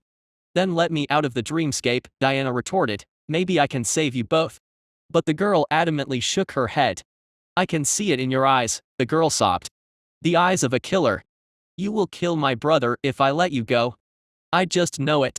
Diana had killed many people, including her own cousin, in front of Ashlock before her family was wiped out. Reflecting on it, that had been the last time she felt anything for taking a life. Since then, she had slain cultivators en masse without any qualms. Had something broken inside her? Her father had used her as nothing but a tool, even threatening her life if she didn't go and kill Stella crestfallen. But the situation was different this time. Ashlock had requested she follow Douglas, everything after that was her own decision. Now, with her hand around the neck of a technically innocent person she wasn't compelled or ordered to kill, a disquieting sensation welled up in her chest. This was unlike the other lives she had extinguished over the years. This was a mercy killing. The girl believed she had a chance at life, but Diana knew that she would forever remain a nocturne, feeding off her brother's dreams and sanity while watching him squander his cultivation. Diana was fast, but Venik was still an air cultivator. Diana knew he would soon escape the maximum range of her spiritual sight and vanish forever into the darkness of Darklight City, never to be seen again. "I'm sorry," Diana murmured, and her eyes turned dull as she twisted her chi-coated hand and felt the nocturne's neck snap. Her chi flooded its spectral form, and the ghost wailed like a boiling kettle. The girl's body solidified and then crumbled to dust between Diana's fingers. The dreamscape shattered, and the bustling noise of the street overloaded her senses. A few passersby gave Diana an odd look as she had likely appeared out of nowhere, but they soon walked on. Diana observed the dust scattered in the breeze. Mercy killings evoked a distinct sensation that she loathed, but she tried to convince herself it was for the best to end the nocturne's suffering. Empowering her legs, Diana leapt onto the roof of a nearby building and expanded her spiritual sight. At its edge, she could sense Venik's presence. She had almost been too late. Regrettably, the little girl had been right. Diana fully intended to kill Venik tonight. He knew too much about Douglas, and with the death of his nocturne, which had been holding off the heart demons like a dam, was now gone. He would lose all sanity by sunrise. Ashlock awoke to the crack of dawn the very moment the golden sun rays hit his leaves. He felt his entire biology slowly speed up under the sunlight's tender care.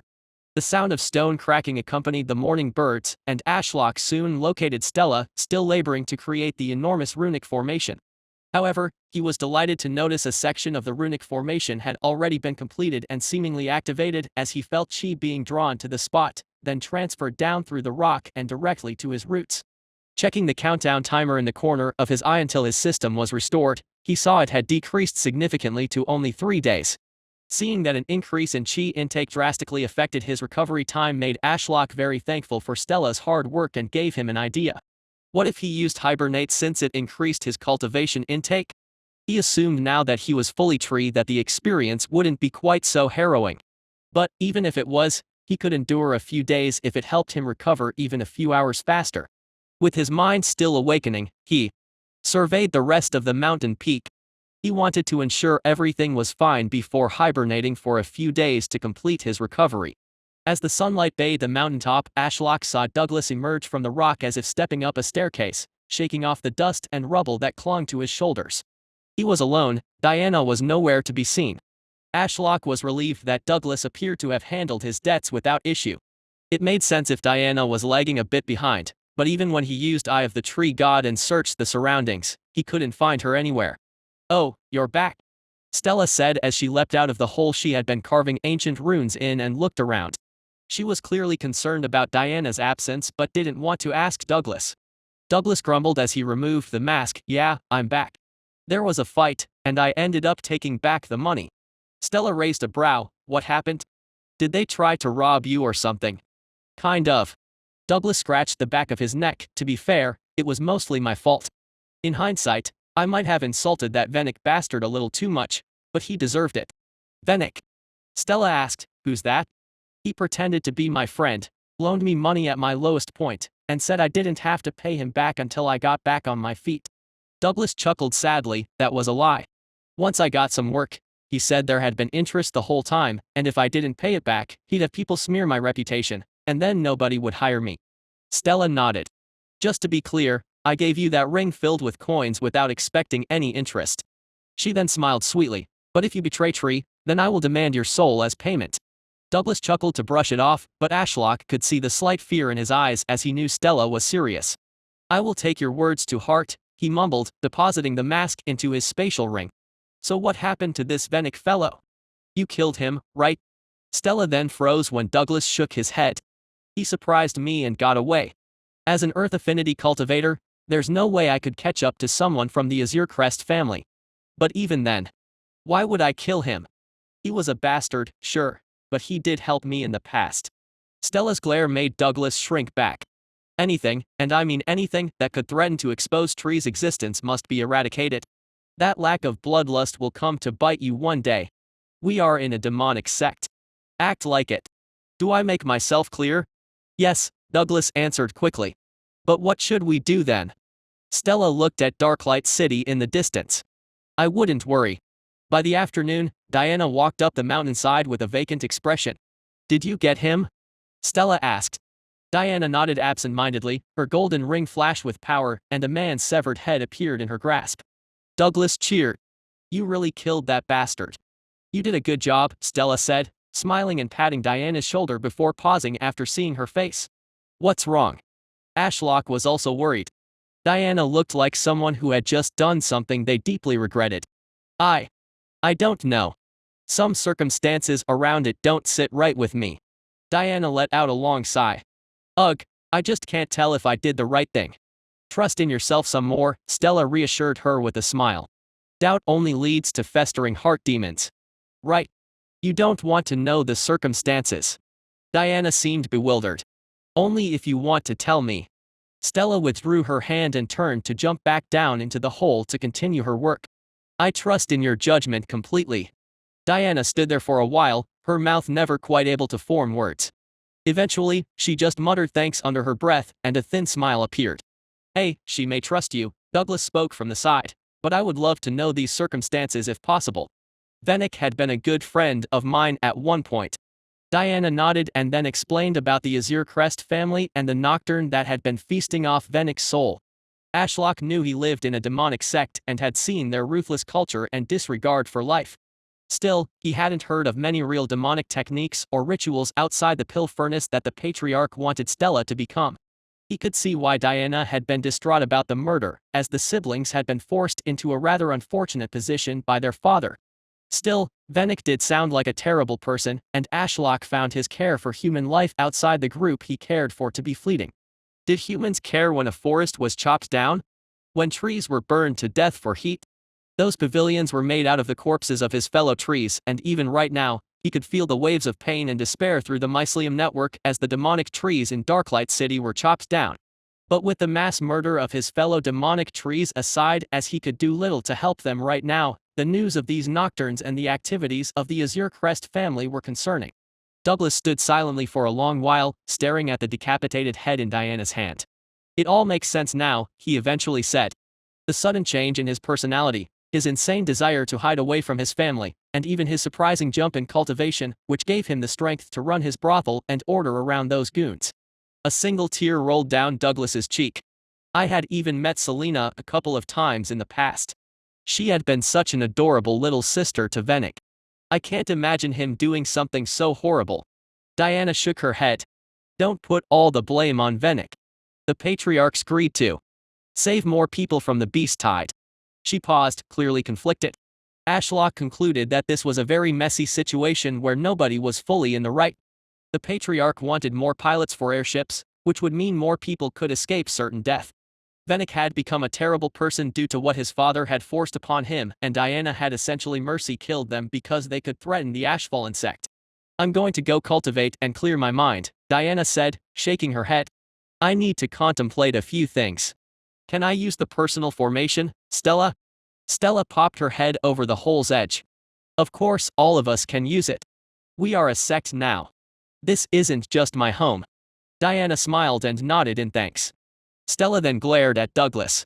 Don't just stand around being useless. Come help me with this formation, and I'll teach you some ancient runes. With everyone busy and the loose end of Venix seemingly dealt with, Ashlock activated Hibernate and set the timer for 2 days. He hoped the extra chi intake while he slept and the completion of the runic formation would shave an entire day off his recovery time. When he woke up, he expected to see his sign-in system back online, and then it would be time to get down to business. Unfortunately, the alchemy tournament would require a lot more work than he had initially anticipated, especially in light of recent events. Also, he would need to devise a plan to make the people of Darklight City coexist with his new children and maybe even silently eat those that had hurt them. Sleep mode activated. Hibernation mode deactivated. Tree. Hey tree, wake up.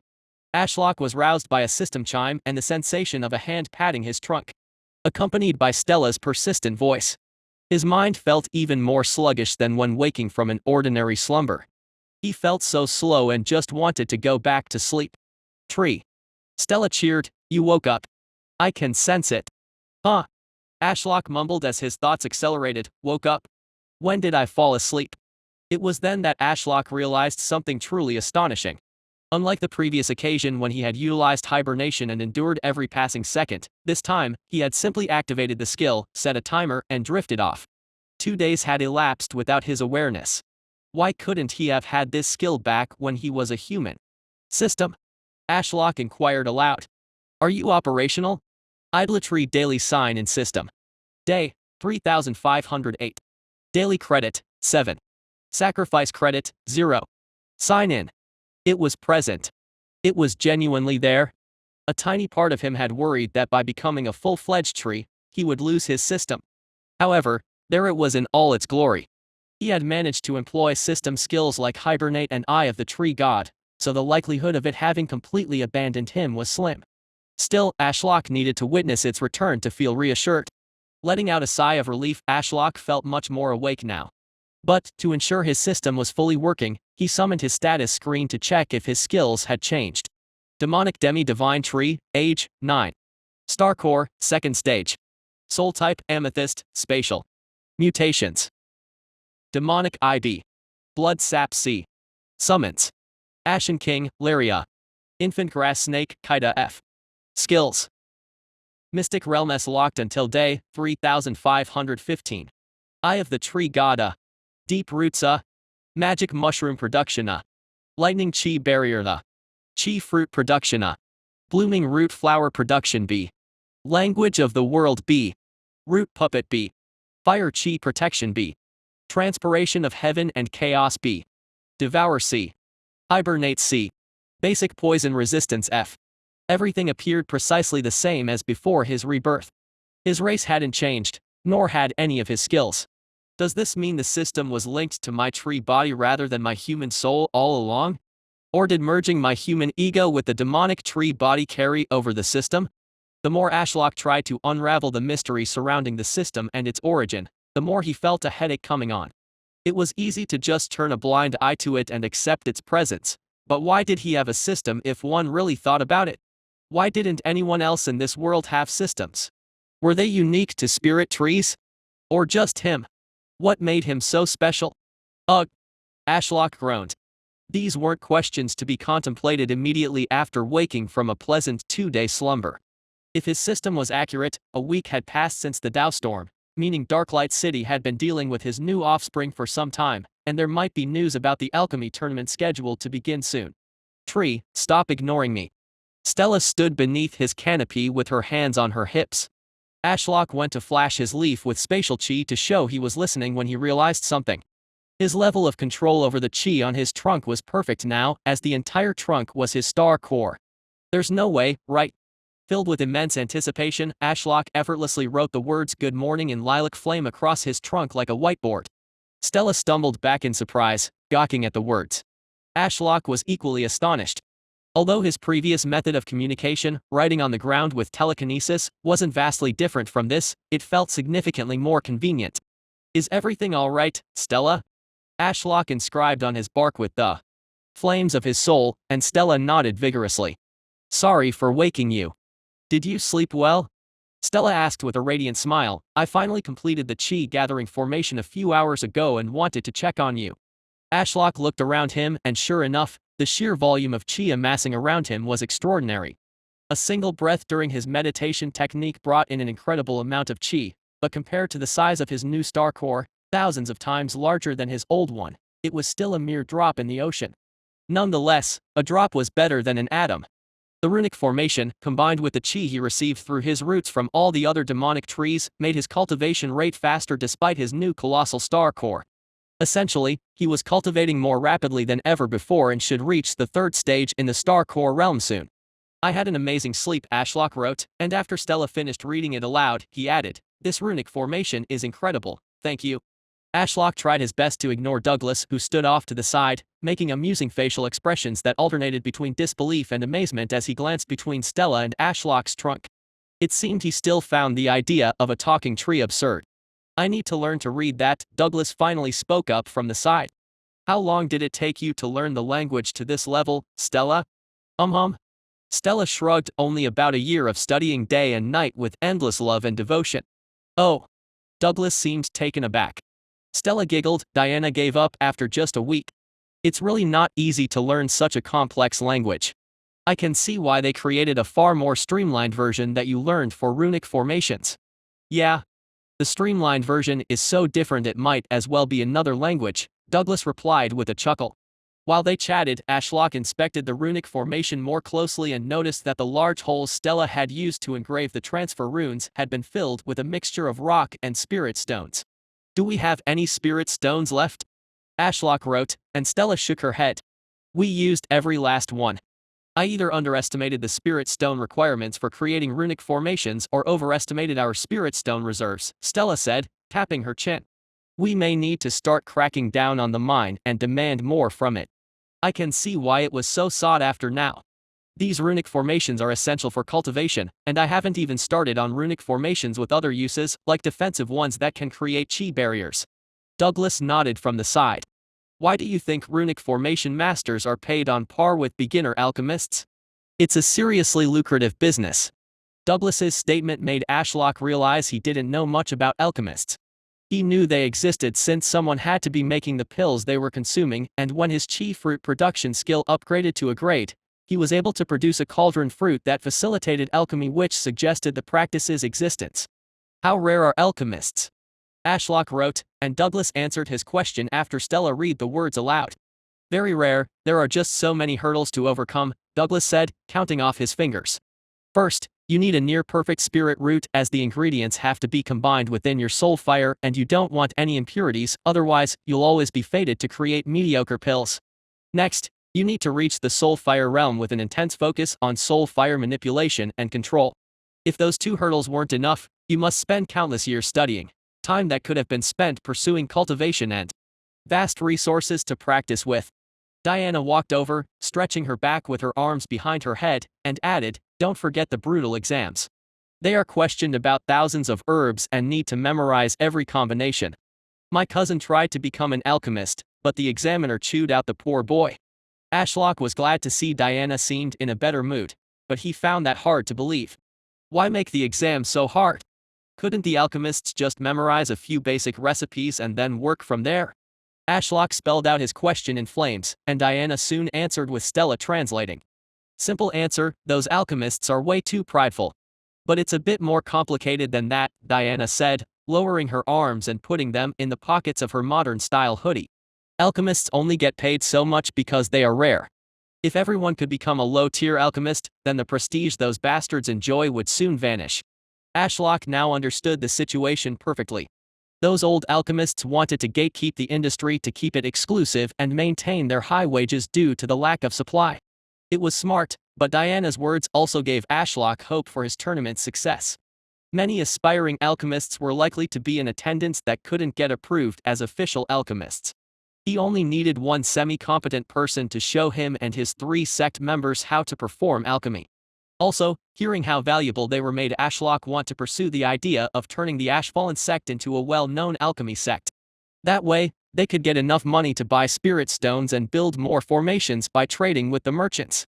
Ashlock's wandering thoughts were interrupted when a sudden wave of pain and fear shot through his roots. It was coming through the mycelium network near Darklight City. His vision blurred as he switched views to the location of the pain, where he found someone trying to chop down a demonic tree that had his roots wrapped around it. This tree was located on the city wall, somewhere his roots could reach. It seemed that while he slept, his roots had naturally linked up and wrapped around this and many other demonic trees. The system mentioned something about automatically connecting with nearby demonic trees before my rebirth, Ashlock mused as another wave of pain washed over him, reminding him of the situation at hand. The mortal's iron axe cleaved into his root that wrapped around the helpless tree, barely making progress. Cutting through the root of a star-core demonic tree as a mortal was a futile endeavor. Ashlock debated opening a portal and devouring the fool but realized that wouldn't solve the issue. He needed to come up with a realistic solution. Taking a figurative step back, he tried to identify why they were trying to chop down this particular tree. It was growing sideways out of the city wall, causing the wall to crumble around its roots. Upon closer inspection, he noticed damp cracks caused by water damage. Ah, the digestive fluids, Ashlock realized. That is indeed a problem.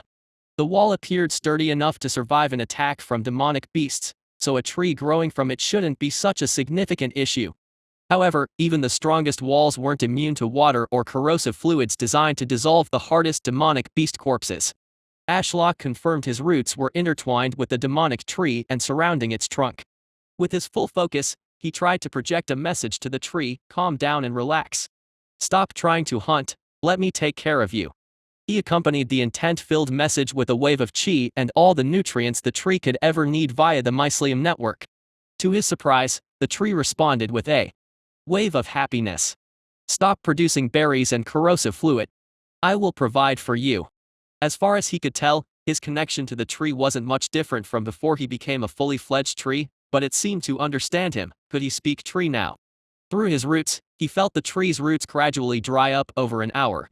He could do things quickly for a tree, and if one thought about it, the fact this tree could stop producing corrosive fluid in just an hour was impressive.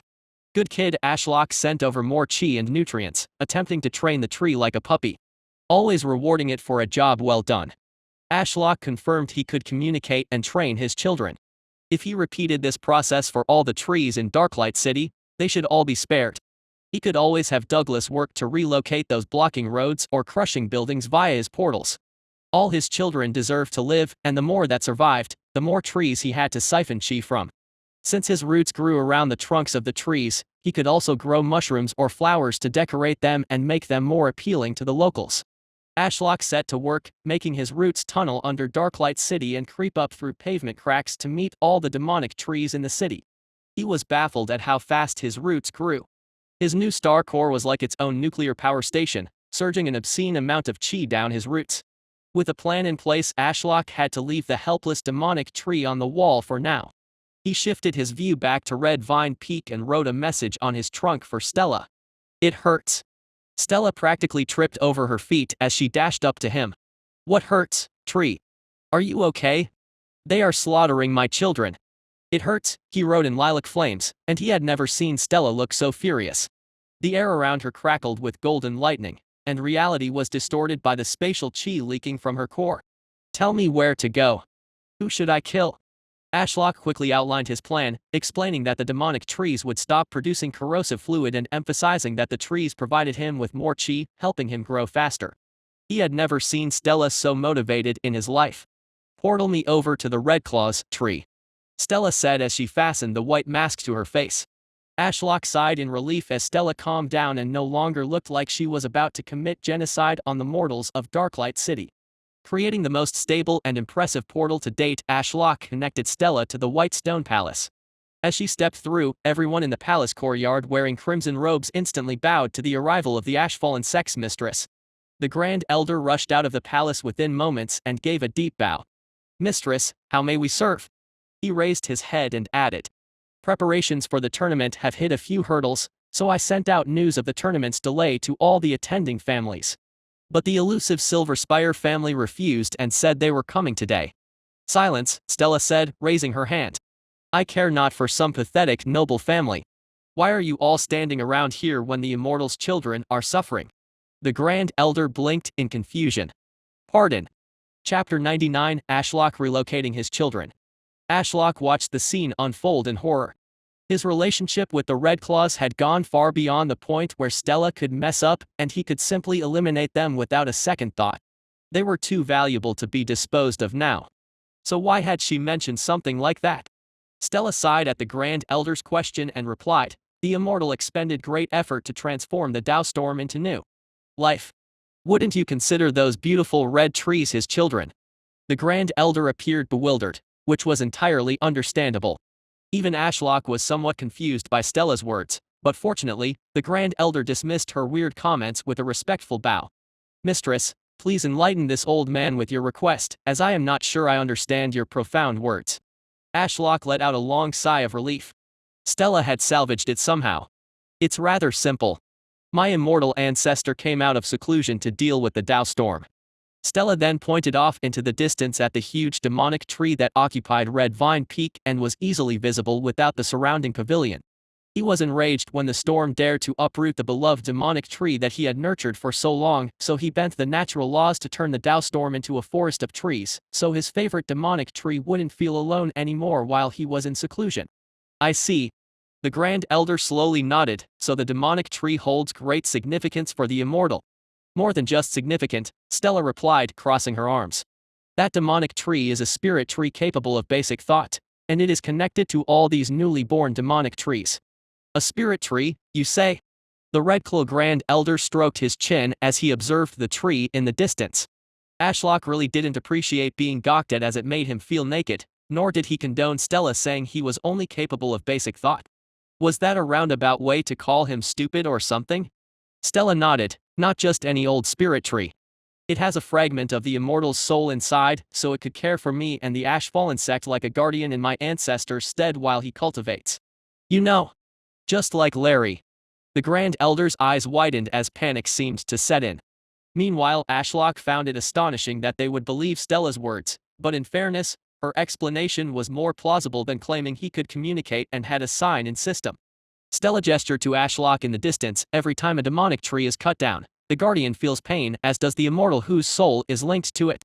"I understand now." The Grand Elder bowed deeply again. "I should have foreseen such a consequence with all these trees appearing. I hope you can forgive this foolish old man. I can only beg for your mercy." Stella approached and placed a reassuring hand on the Grand Elder's shoulder. "You have performed admirably so far, and the Immortal is pleased with you. Don't dwell on this too much, but we must find a solution swiftly." The Grand Elder straightened and adopted a serious demeanor. "We could impose the death penalty on anyone caught even touching the trees. My family is small, but we could work tirelessly to enforce this if the Immortal wills it." "No, absolutely not." Ashlock wanted the trees to live for his own selfish reason of generating more chi. That was not a justification for taking people's lives so brutally. What if someone genuinely ignorant, like a playful child, touched a tree?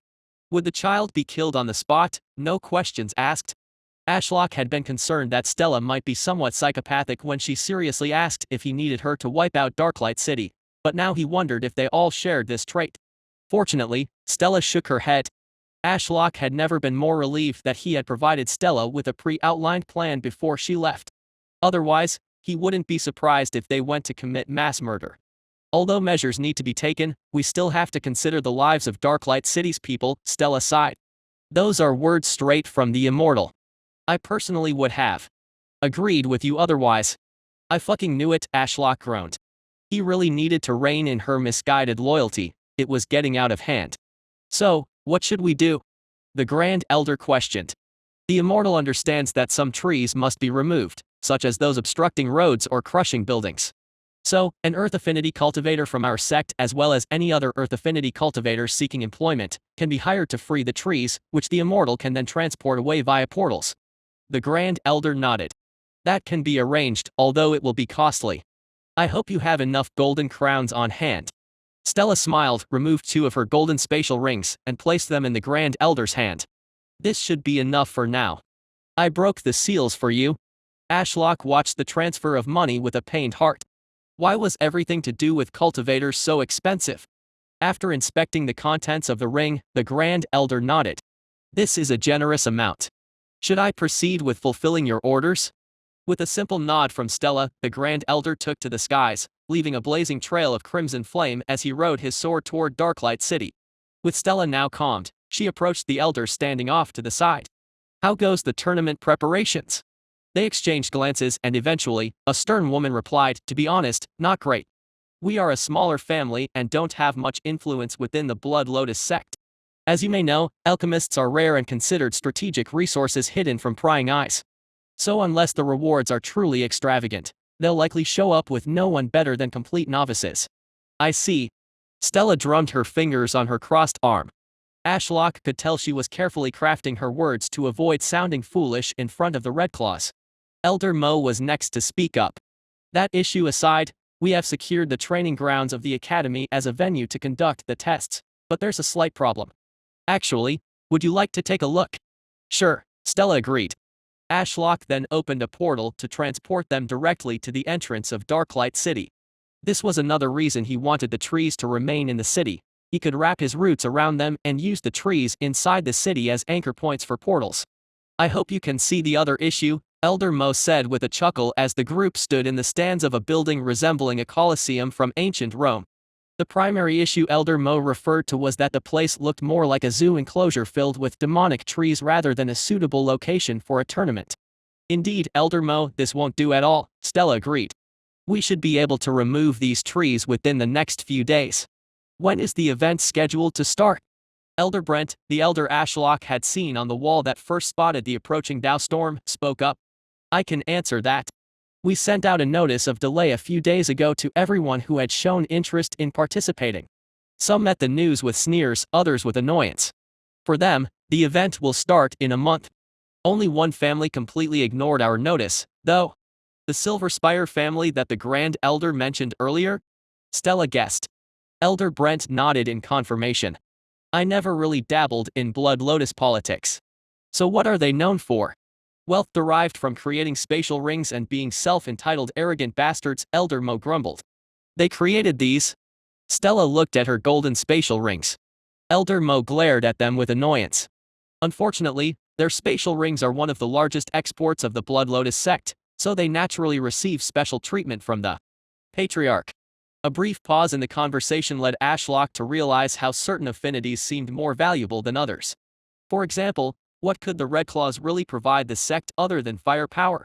Which families agreed to participate in the tournament? Stella wondered aloud while looking at the horizon. The stern woman known as Elder Margaret replied, participate is a strong word. They're essentially just sending inexperienced alchemists as a ploy to check out our presence here in Darklight City and see if they can seize a piece or the entire city from our hands. But to answer your question, Elder Margaret continued, counting on her fingers, of the 7 remaining families excluding us and the ones that have been wiped out, 5 showed interest. Oh. Stella raised a brow. Who isn't coming? The Nitros and Silver Spire families. Ashlock was confused as he had never heard of this Nitros family, and hadn't the Grand Elder said the Silver Spire family was on their way? Stella mirrored his concern to the Elder, who helpfully replied, the Silver Spire family doesn't have soul fire, they have liquid metal cores that aren't suitable for alchemy. I assume they're coming to find a way to profit from this event rather than participate, as they hate being left out. As for the Nitros family, I'm surprised you haven't heard of them, considering they're the Patriarch's family. They're very mysterious and prefer to hide their powers, so their refusal was expected. That was a lot of information to take in. Ashlock finally learned the name of the Patriarch's family. I wonder what type of affinity the Nitros family has. I should ask Stella when she returns to the mountain, Ashlock mused. It was also interesting to learn that some affinities didn't have a soul fire. Did they follow a different cultivation system than everyone else? He was now even more intrigued to see these Silver Spire people who were apparently on their way despite being told to wait. Elder Margaret added, those sending someone of importance are the Voidmind, Starweaver, Terraforge, Skyrend, and Azure-Crest families. Ashlock hadn't encountered most of those yet, but the Terraforge family rang a bell as they were mentioned in regard to Douglas and, finally, the Azure-Crest family. After hearing from Diana what happened to Venick and his sister, he had a bone to pick with them. Stella nodded sagely, but Ashlock suspected she didn't know about those families either. Are they only sending their own family alchemists? Stella inquired, make sure the tournament is open to everyone who wants to participate. You sure? Elder Margaret questioned, the quality of alchemists that haven't passed the exam could be detrimental. Then they won't win? Stella snapped back, this is a tournament that only lets the best win, right? Why should we care what those snobbish alchemists think? There could be talent out there being wrongfully ignored. Stella then lowered her voice and added, also, we will only have a few people show up if we keep the entry requirements so high. Ah. Elder Margaret blinked in realization and then scribbled something down on a piece of parchment. That is a good idea. I will allow rogues to participate. It's good that we delayed the tournament by a month to give them time to head over here and prepare. The group continued to converse for a while, and after an hour or so, the skies became filled with noise. Airships floated over the demonic forest-covered city, and a few low-rank cultivators empowered their voices with chi and shouted to the streets below from the platforms. By orders of the noble Redclaws and the Mortal Council, those found harming the demonic trees will be fined a silver crown as they are now deemed a protected species by the city. If you wish to remove a demonic tree from your home or street, you can pay 10 copper crowns and inquire at the nearest guild building for an Earth Affinity cultivator to remove it.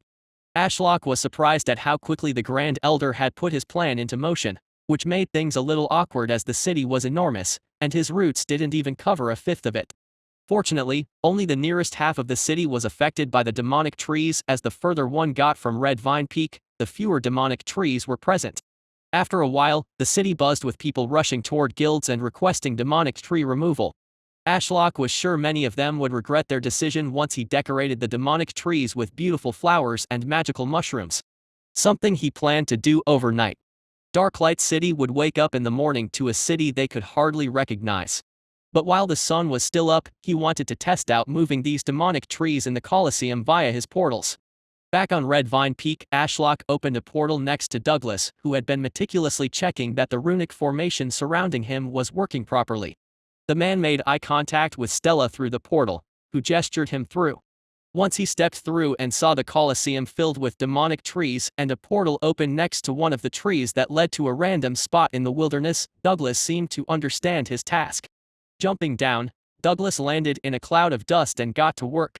The ground turned into the same weird viscous state Ashlock had experienced 2 days ago, and he slowly pushed the tree up from the ground, roots and all. Almost effortlessly, Ashlock used telekinesis through the root coiled around the demonic tree, guided it through the portal, and set it down on the lush grass of the wilderness. Kid, dig your roots deep into the ground to stabilize yourself. His root was naturally cut off when the portal snapped closed, but he had roots just below the surface of the wilderness, so he used them to help the demonic tree stay upright while it found its footing. Rooting. This is going to be a tiring process, isn't it? Ashlock sighed as he returned and worked alongside Douglas to move another one.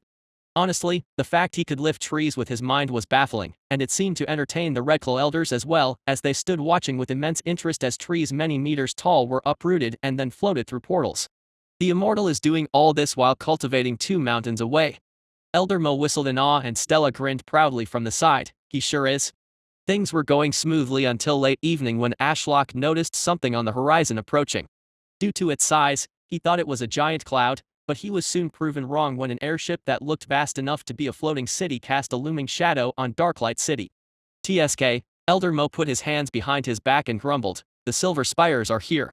We should prepare to meet them. They hate tardiness and will raise a fuss that we can't afford right now." Stella nodded and gestured for the elders to lead the way.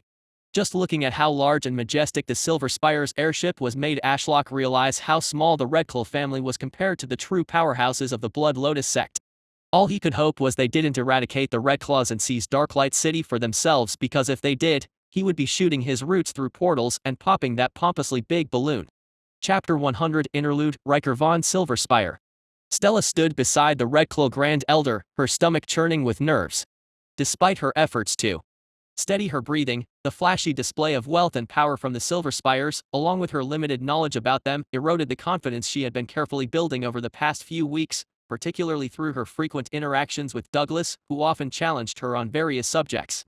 Looking up, she saw the Silver Spire airship, a weirdly ring-shaped contraption comprised of a metal tube suspended by hundreds of white balloons hovering above the white stone palace. The airship dwarfed the mountain, prompting Stella to wonder how many Azure Crest cultivators were employed to keep it airborne. They refused to elaborate on the reason for their visit, whispered the Redclaw Grand Elder, his voice laced with fiery chi. Nor did they disclose who is coming. We can only hope it isn't one of the Silver Spire Grand Elder's children. They are absolute nightmares to deal with. Stella nodded, her gaze fixed on the gradually descending airship. It seemed destined to encircle the white stone palace like a ring.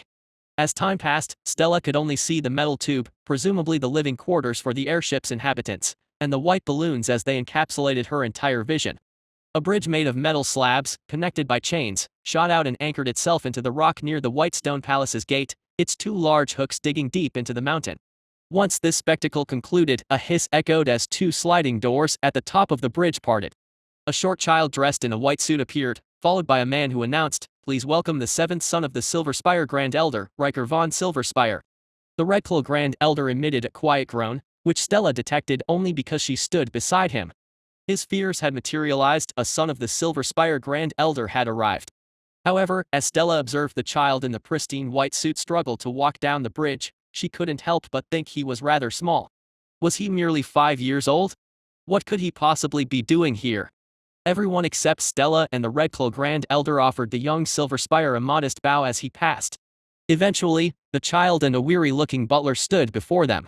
Up close, Stella could appreciate their distinctive appearances. For instance, Riker's hair resembled iron threads, while the butler's hair looked like pure silver, accompanied by a stream of liquid silver orbiting around him. "Please forgive my rudeness and unexpected arrival," Riker enunciated as clearly as a young child could, his voice betraying his youth with a lisp and high pitch. The Grand Elder gave the child a nod and turned to the butler, clearly demanding an explanation with his gaze. Although the Silver Spire family was evidently far superior, Stella appreciated that they still showed some respect for the Redclaws on their own turf. "There were certain circumstances that we hope you will understand after further discussion away from prying ears," the butler said, his expression grave. "Would you please show us inside so we may discuss this further? Or would you prefer to board our airship and converse there? Inside is fine. Please, follow me," the Grand Elder replied before leading the way into the white stone palace. Everyone bowed deeply as he passed. The butler gave Stella an odd look, which she felt was warranted, considering she was wearing a mask and had blonde hair that didn't match the rest of the Redclaws, but she still took issue with his attitude nonetheless. "She is a trusted outsider," the Grand Elder explained as they traversed the empty hallways devoid of anything lavish. "Big sister, what's your name?" Riker asked, stumbling forward as he tried to keep up with the adult's brisk pace. "Mine is Riker von." "Yes, I heard the first time," Stella replied. "My name is Stella." "Stella. Stella." Riker repeated her name a few times, seemingly committing it to memory. "I like that name. Reminds me of the twinkling stars." Unsure of how to respond to such a compliment from a child, Stella remained silent. "So?" the Grand Elder inquired with his arms crossed. They all sat in a grand yet rather empty reception room. The Grand Elder's cultivation surrounded them, ensuring that no wandering spiritual sights below the Star Core realm could eavesdrop on their conversation. As previously mentioned, this is Riker von Silverspire, the seventh and youngest son of the Silver Spire Grand Elder, the butler began. "And my name is Sebastian Silverspire. I am from a branch family and have been entrusted with the young lord's safety." Stella glanced at Riker, who sat quietly on an ornate wooden chair beside Sebastian, swinging his short legs as he stared at the floor. Sebastian paused before leaning forward and continuing. "As you may know, our family follows a similar but different cultivation path from many other families here in the Blood Lotus sect. We have to absorb the chi from metals matching our current realm. Do I need to explain more?" Stella absent-mindedly nodded without thinking, as she really did want to know, so the man continued. "Quick explanation then. Our soul cores are metal, and to upgrade to the next realm, we must condense our metal cores and transition them into a higher element. Copper represents the Chi realm, iron the soul fire realm, silver the star core realm, gold the nascent soul realm, and finally, platinum the monarch realm. However, that is just a speculative guess, as we haven't had someone manage to cultivate that far. Anyway, I digress." Sebastian gestured toward Riker. "As you can see, the young lord resides in the lower stages of the iron core realm, or in your terms, the soul fire realm. As for myself, I am in the first stage of the star core realm, or in our terms, the silver core realm." Stella managed to conceal her surprise. She had been used to encountering families with one or perhaps two star core realm experts at most. But for the Silver Spire family to employ star core realm experts as bodyguards, they must have far more star core experts than the Redclaws, Evergreens, Winterwraths, and Reborns combined. To be in the soul fire realm at such a young age, the Grand Elder must be very pleased with Riker's performance thus far, the Redclaw Grand Elder mused, frowning. "But I still don't see why you two invited yourselves here to Darklight City. despite our informing you that the tournament has been postponed. Father is going golden, Riker announced, clenching his chubby fists. I must fight my scary brothers and sisters for the leftover silver. The Redclaw Grand Elder's eyes widened, but Stella had to admit she wasn't following the conversation at all. It's as you suspect, Grand Elder, Sebastian confirmed. Our beloved Grand Elder has entered seclusion in hopes of emerging triumphant and entering the nascent soul realm, or as we call it, the Golden Core realm. So this fight between siblings? The Grand Elder asked hurriedly. What does that refer to? If the Grand Elder is to succeed in his ascension to the Golden Core instead of creating an infant soul, he will create a silver core that can be passed down to the next generation, Sebastian said, his expression darkening. Before going into seclusion, the Grand Elder declared he would pledge his newly created core to whichever of his children could generate the most profit for the Silver Spire family while he was in seclusion. If one of his children were to absorb this core, their cultivation would soar. The Redclaw Grand Elder leaned back in his seat next to Stella, letting out a long, drawn-out sigh that seemed to drain all his energy. So let me guess, Riker von Silverspire has come here in search of great profits. Sebastian nodded. All the children fought over which city they would conduct business in, and Riker drew the short straw. Ahem, I mean, he was fortunate to draw Darklight City, so here we are. I thought you said there was nothing here, Sebastian? Riker asked with childlike innocence. And you said on the airship that it was being run by a useless group of fire cultivators. Silence, Riker, before I take you back home, Sebastian glared at his young lord, causing the little boy to shrink back in his seat. Excuse him, Sebastian offered a weary smile. Some things are best left behind closed doors, don't you agree? The Redclaw Grand Elder's eye twitched from the words, but he quickly composed himself and asked seriously, so now that you're here, what do you plan to do?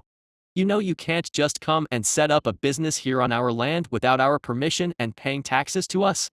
I don't even know what any of that means, Riker grumbled as he crossed his arms. Mother thinks I'm a genius, but I only like to cultivate. What do I know about selling stuff? Sebastian reached over and patted the boy on his back. You may not win, but your mother believed this was an excellent opportunity to see the wider world and broaden your horizons. What kind of 5-year-old should spend all day sitting on a mountain of chi-rich iron and cultivating? Stella decided to interject into the conversation with some questions of her own. Riker, besides the airship and Sebastian here, did you come with anything else? Maybe some starting capital or an idea of what business you want to do?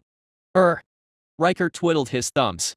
Mother gave me some starting funds, which I'm pretty sure is against the rules, but all my siblings already had some money, and I had nothing, so it should be fine. Right, Sebastian.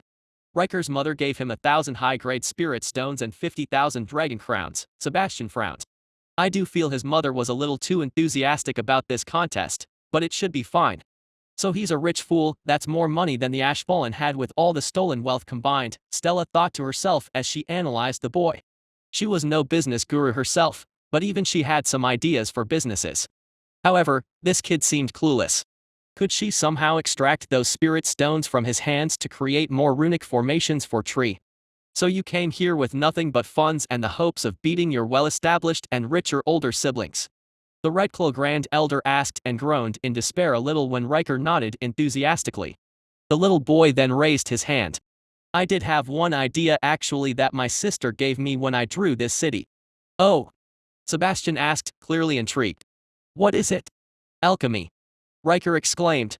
I hate spending my allowance on expensive pills, so wouldn't it be awesome if I had my own alchemist? Also, my sister said those with the fire affinity make excellent alchemists.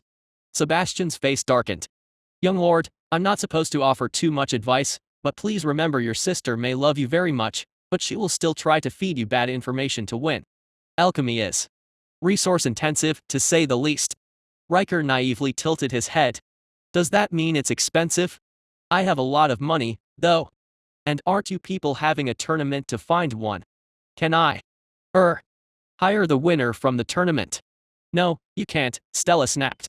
The best alchemist is for us. You could hire the others that compete in the tournament, though. But I want the best one, Riker crossed his arms angrily as if someone had stolen his favorite toy. Stella took a breath to calm her thoughts before she accidentally revealed too much. What do you know about alchemy? Nothing, Riker grumbled. So how do you plan to train these alchemists or source the materials they need to perform alchemy? Stella inquired. As I said, I just like to cultivate all day. I have no idea about this stuff. The brat then looked at her with sparkling eyes. Big sister wearing the cool mask, what do you do? Well, Stella hesitated, unsure how to answer his childlike wonder. She wanted to head back to Red Vine Peak and ask Tree about his opinions on this. She saw an opportunity, but there were also massive risks. If the Silver Spire family came to know about Ash and his capabilities, it could be disastrous. Sebastian added, I'll be honest here. If you two can take Riker under your watchful eye and help him set up a profitable business, you will have gained great favor with the future elder of our family. If not, its next leader. Stella found that hard to believe, looking at the little brat. And those were empty words to her, as she planned to remain here through the beast tide with Tree, so having a connection with a family planning to abandon this place was nearly useless. And if we refuse? The Redclaw Grand Elder asked, and Sebastian frowned. Then we will leave. We understand he is young and inexperienced, and to force him upon you would be impolite. Although, we still plan to set up a business here and pay the required tax. That sounds perfect. Hold on, Stella interrupted the Grand Elder. Let me go check with someone about this. I will be right back. As if on cue, a rift materialized in the middle of the Redclaw Grand Elder's protection field, as if it weren't even there. Through the portal was the view of the setting sun from atop a mountain and a weird mist. Under the confused gaze of both Sebastian and Riker, Stella stood up and gracefully walked through the portal, which collapsed behind her with a pop. Who is she? Sebastian asked, his gaze lingering on where the portal had been. Someone with an even more frightening background than your young lord, the Redclaw Grand Elder chuckled. Don't worry. She will be back with an answer that I'm sure will satisfy you both. Chapter 101, Ruthless Negotiations. The portal collapsed with a soft pop, and Stella said nothing as she trudged over to the bench beneath Ashlock's canopy. She collapsed onto it with a long sigh, closed her eyes briefly, and murmured, that was exhausting. I can't tell if the child or his guard was more annoying to deal with. Stella was clearly not cut out for politics after spending a childhood alone, but unfortunately, she was the only one other than Larry who currently knew the ancient language. Ashlock wished he could combine Diana and Stella's talents somehow. He would request that Diana learn the ancient language, as she was far better at handling politics, but it was clear she had no desire to learn it. According to Stella, Diana had given up after just a week of studying and proceeded to spend the next year in the library cultivating and reading random books. You could hear all of that nonsense, right? Stella said, her voice laced with exhaustion. How did I do? You did great, Ashlock wrote on his trunk. Stella translated it in record time, and Ashlock started thinking she was fluent in the ancient language. She really was a genius. Thanks. Stella smiled. I came back here to inquire about your opinion, Tree, as you are the patriarch of our sect. Personally, I think we should work with Riker somehow. It was a great question, as Riker von Silverspire could bring significant fortune to the Ashfallen sect through wealth, connections, and family. It also helped that he was a clueless child, making it easy to draw him to their side or convince him of certain business ventures without him asking too many questions. However, it was a double-edged sword, particularly due to Sebastian. While Riker might be easy to manipulate, the presence of his Star Corps level guard would make extracting money from the young lord a challenging affair. If they could somehow get rid of the guard, everything would be perfect. But how? There was no way the guard would leave if asked and entrust Riker to a rival family. As Ashlock's mind raced with solutions, Diana appeared, walking through the haunted mist she had coated the entire mountain peak in to obscure it from the Silverspire family. Stella, you look exhausted, Diana said dryly. What happened over there? Mind catching me up? Stella groaned at Diana's comment and explained lethargically, Riker von Silverspire, the seventh son of the Silverspire family, is here. Their Grand Elder is ascending to the nascent soul realm, and all of his children are fighting over an inheritance. Right. What does that have to do with us though? Diana asked. Whichever child generates the most profit for the Silverspire family will receive the inheritance. So, Riker has come here to set up a profitable business. Oh. That's great, Diana said, grinning, a rarity for her. Anyone from Silverspire is loaded with wealth, and you say it's the seventh son. Must be quite young. Stella nodded. Yeah, he's a little brat. His guard said he's only 5. He has a guard? Diana inquired, and Stella nodded. That's unfortunate. I was hoping he came alone, but I guess that's an unreasonable assumption. Do you know if this guard reports everything back to the Silver Spire family? If so, we need to be careful around him. Stella shrugged. I didn't ask, but that's a good point. I think the guard makes working with Riker a significant risk for us. What's the time frame? For what? The fight for the inheritance, Diana said as she sat beside Stella on the bench. Depending on the time frame, we might be able to pressure them a bit. I assume the guard wants the best for the child? If so, maybe we can get him to stay away while we extract the money from the child. They said it would take the Grand Elder a year or so to ascend, but from the sounds of it, that's just a guess. Ashlock understood Diana's implication and had to agree. They were dealing with an impressionable young child who had been given far too much money for anyone his age to manage, and he had a strict time frame to make a significant return. So they were the ones with the upper hand here. For Ashlock, the Spirit Stones and Dragon Crowns would provide ample resources to rapidly develop the Ashfallen sect and perhaps even Darklight City. The gamble was worth taking, but only if they could remove Sebastian as an obstacle. Did you suggest any business ideas to Riker? Diana inquired. Stella shook her head. No, but the kid is dead set on starting an alchemy business. Diana glanced at Ashlock's canopy. Just to clarify, our plan is to develop into the alchemy business using those cauldron plants and all the ingredients we can grow, right? Ashlock flashed his leaf to signal agreement. Diana couldn't read his words, but she understood his gestures. I see. It makes sense. Diana rubbed her chin and thought. We're a small sect with a unique advantage that we need to capitalize on as much as possible. Alchemy is undoubtedly the best way to quickly gain fame, connections, and money. Why do we even need the brat's money? Can't Ashlock handle everything? Stella asked, apparently nursing a headache. It would be so much easier to just tell them to leave. Diana reassured Stella with a warm smile. Let me handle it, okay? This is a big opportunity for us. You may think Ashlock can do everything on his own, but can he manufacture porcelain pill bottles and grow every single ingredient? She looked up at Ashlock's canopy. Can you grow spirit grass? Ashlock looked through his options and he actually could grow spirit grass with his blooming root flower production since the grass was counted as a type of flower. Flashing his leaf once, Diana appeared surprised. Wait, you can? Huh, good to know. Well, I'm sure there's something you can't produce that we may need to purchase, and think of all the formations we can build with those spirit stones. I know, Stella waved her off. You go deal with it. Sure, leave it all to me, Diana said, standing to depart. Patriarch, I'm thinking of telling them we plan to establish an alchemy guild, hence the tournament. I'll offer Riker the opportunity to invest his wealth into it for a share of the profits. Something small, like 10%. That way, we can pursue our own interests, take all of his money, and keep everyone happy. It was an excellent plan, but Ashlock added, we'll construct our alchemy workshop in the mine. Inform them that Riker can visit any time, but Sebastian can only come if he swears an oath of secrecy. Stella relayed his words to Diana, who nodded in agreement. Sure, I can tell them that. Anything else? Ashlock felt confident in letting Diana manage the remaining negotiations. He wanted to focus on transforming Darklight City into a floral paradise overnight. There was also another issue he had been delaying and intended to address that night. Stella accompanied Diana and retrieve a fire chi producing flower from the Redclaw Grand Elder.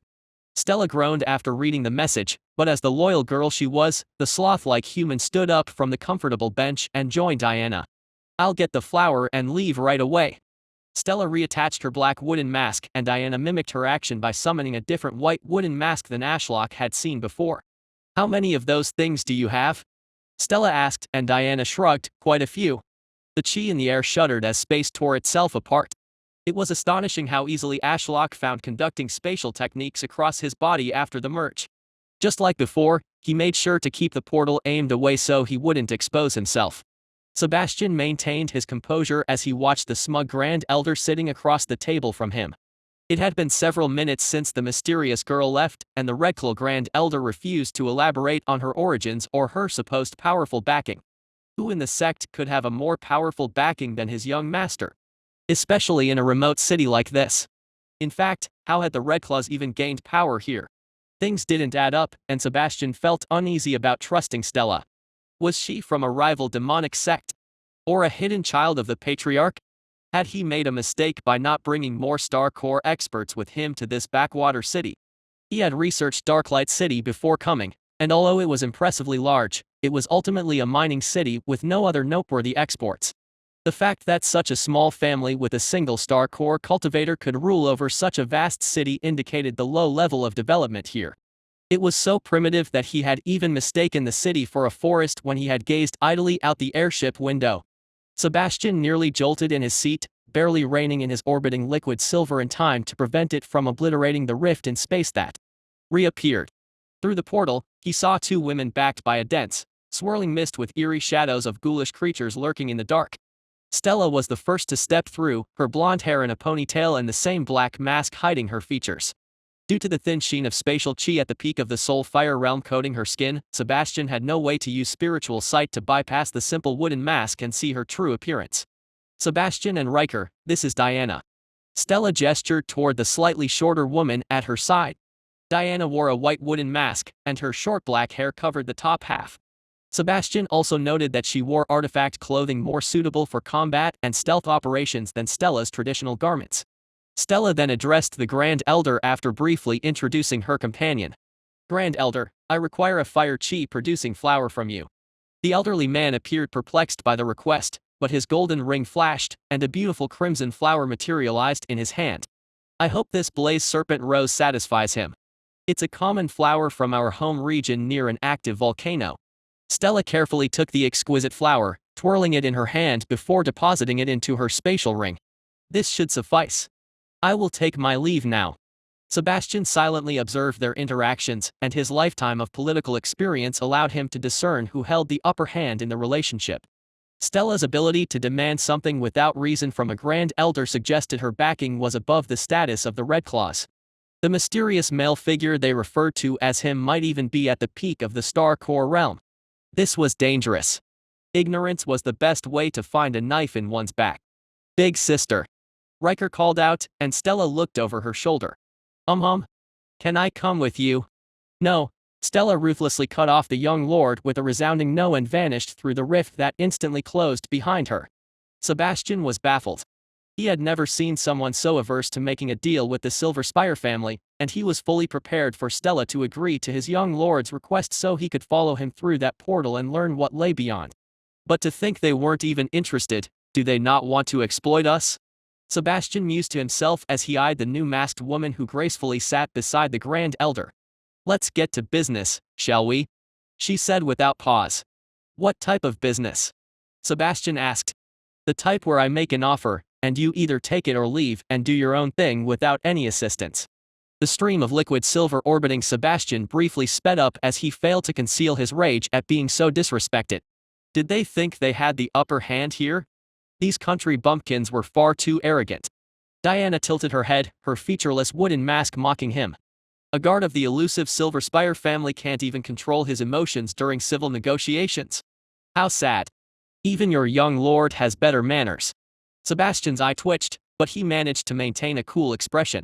It was always important to control one's facial expressions during a negotiation, and he couldn't help but notice that the women from this mysterious group were way ahead of him in that regard, thanks to their masks. Excuse me, it was a long journey here, Sebastian offered a fake smile. So, what is this business proposition? We plan to run an alchemy guild here. We have a nature affinity cultivator that specializes in producing plants for alchemy, so we will have no need to go out and buy or harvest the materials ourselves. Sebastian narrowed his eyes. A nature affinity cultivator capable of growing such a wide range of spiritual plants could land a job fit for an emperor with the big alchemy guilds. Why would they be out here in this remote city, working with these people? Diana continued, with production sorted, we are now sourcing alchemists. Once this is done, we can begin producing groundbreaking products that will shake the market. She then raised her finger, with this limited knowledge, if you agree to pledge all the wealth previously stated to Stella, we will give you 10% of the profits. Only 10%? Sebastian frowned. Most alchemist startups failed spectacularly as they could never compete with the bigger and more established guilds that already offered rock-bottom rates achievable through mass production and special deals with suppliers. Diana then lowered a finger, if you choose to learn more, I can give you a tour of our facilities and plans after the tournament, but the highest percentage I am willing to offer then is 5%. Sebastian raised a brow, he had never heard of a negotiation tactic like this before. But to be fair, he was just a guard from a branch family. He had never been one to run the Silver Spire businesses. And finally, Diana balled her hand into a fist. If you still don't take the deal and approach us as we begin production and after seeing our groundbreaking products, the highest deal I can offer then is 1%. I want to work with Big Sister. Riker exclaimed from the side with childlike excitement. It sounds so cool. Diana didn't even glance at Riker, her faceless mask remained fixed on him. He could feel her piercing gaze through the mask and didn't like it one bit. I will give you a few days to decide, Diana said as she stood up and walked toward the doorway of the room, past Sebastian. But don't keep me waiting too long, okay? Time is money. Sebastian didn't even turn to see her leave, but he could feel a sudden surge of chi and then a pop of air as the rift collapsed, swallowing the woman. The Redclaw Grand Elder chuckled from his chair, seemingly enjoying the entire show. Ruthless, aren't they? It helps when they have such a backer. He then leaned forward and whispered, if I were you, I would invest my soul for just 1% so my family could live peacefully for the next few eons. If you had seen the miraculous things that I have over the past few months, you would agree. Sebastian ignored the man's words. It was clear they were working together, so the conman would obviously spout such nonsense to draw him into a deal. 10% wasn't bad per se, but jumping at the first offer of business for all their money could backfire terribly and squander his young lord's chance at the Silver Core inheritance. He glanced to the side and saw Riker, who seemed to be enjoying the whole experience. His childlike innocence on the matter made it harder to shoot down his dreams due to Sebastian's own world views. Getting up, he gave a friendly smile to the Grand Elder. I will discuss things with Riker and give Diana a satisfying answer in a few days. Until then, we will retreat to our airship. You can stay here, the Grand Elder said resolutely. I want that ugly ship gone. It's blocking the beautiful view of the Scarlet Forest. Sebastian just let out a tired sigh. It wasn't worth arguing with these bumpkins anymore. I thank the Grand Elder for his hospitality, then. He then turned to leave with Riker and a servant took them to their rooms. The airship soon left without them on it and would return in a year's time. Riker was busy running around the spacious room while a team of maids unpacked their possessions. Meanwhile, Sebastian looked out the window at the vast Scarlet Forest and the distant peak surrounded by a haunted mist. He needed to learn more about this place and that mysterious group that seemed to be ruling from the shadows. I guess a little look around wouldn't hurt, he mused, preparing to explore his new home. He refused to let Riker be robbed due to his naivety and lose all the money his mother had provided him. Chapter 102, Cherry Blossom. The spatial rift snapped closed and Ashlock watched Diana return from her meeting with a joyous smile as she removed the white wooden mask from her face and stored it away in her spatial ring. He had naturally been listening in on the conversation between Diana and the Silver Spires through his roots, so he left her and Stella to chat on the bench under his shade as he knew how the meeting had turned out. While awaiting the Silver Spire's reply, he would keep pressing forward with his plans throughout the coming days. As dusk descended upon the mountain peak, Ashlock felt his tree body slow down as the sun's warm embrace vanished. If anything, this reminded Ashlock even more of why he wanted that brat spirit stone so he could request Stella or Douglas to create a heating array. Concerning heating arrays, Ashlock had a few things to set into motion before falling asleep as he wanted them done before the Silver Spires started snooping around. Stella had placed the Blaze Serpent Rose in a patch of dirt that had once been his mushroom garden that had been decimated by the Dow storm. The solitary Crimson Rose, twisting upwards like a serpent and cloaked in spikes, stood proudly in isolation. Through his spiritual sight, Ashlock observed a slow transition of the chi around the rose's petals to fire chi. It seemed to be the perfect flower to rejuvenate the Redclaw's cultivation. Casting eye of the tree god, his gaze ascended to the skies, surveying the forest of scarlet-leaved trees blanketing the mountain range. It was, without doubt, the most awe-inspiring sight he had encountered in his 2 lives. The feeling was amplified by the fact that he shared a connection with every tree via their roots and received a faint echo of their emotions. Interestingly, those trees birthed from the recent Dow storm seemed to possess infant egos, enabling communication with him. Yet, they appeared to lack any affinity, just like the other demonic trees. Ashlock had presumed that the older trees he had nurtured would have developed spatial affinity cores or at least exhibited signs of doing so by now, but that had not occurred so far. Could he possibly guide them towards a specific affinity by altering their environment? Casting his vision to the forest at the base of the mountain range between him and Darklight City, he noted that there were still many typical green trees. The air was heavy with water chi due to a mist originating from the serene mist camellia, which were tiny pink flowers he had grown on his roots that coiled up their trunks and along their branches. It was adorable seeing his blood-red-leaved children have small pink flowers growing on them. That area is already saturated with water chi, so I doubt it's suitable for planting these blaze serpent roses, Ashlock mused, continuing his survey. Though not a botanist, he understood plants thrived best in suitable environments. Unfortunately, there were no volcanoes nearby, but there were mountains that were kinda like volcanoes, just without the magma and extreme heat. The mountain had no green trees, only his demonic trees sustained by nutrients and chi delivered by his roots. Otherwise, they had no business flourishing on the mountain. The thought of his offspring dying if he perished as they would be cut off from nutrients was grim, so he dismissed it and continued examining the scarlet tree-covered mountain beneath the white stone palace. Since this area is very chi neutral with nothing but nature and air chi, this should make a great place for the blaze serpent roses, Ashlock concluded, so he brought up his B-grade blooming root flower production skill. So far, he had only used the skill to grow the abundant serene mist camellia, as the blaze serpent rose had been unavailable in the menu, having never seen it before. Now, he could select the fire chi generating flower, and the system menu asked him where to plant them. Ashlock had the ability to bloom a single flower at a root's tip or select a large area for automatic growth. A feature he deeply appreciated, given the vast ground to cover in a limited time. He could already feel his body preparing for slumber. This is going to cost a shit ton of chi. Ashlock cursed as he thought about how large of an area he wanted to select. The thought of draining the chi he had amassed during his recovery for some flowers was far from thrilling, but this was something he had been putting off, and it needed to be done. The Red Claws deserved better than this. With a single thought, he selected the vast sprawling forest on the Red Claws mountain. He could almost swear the system lagged for a second, struggling to process his request.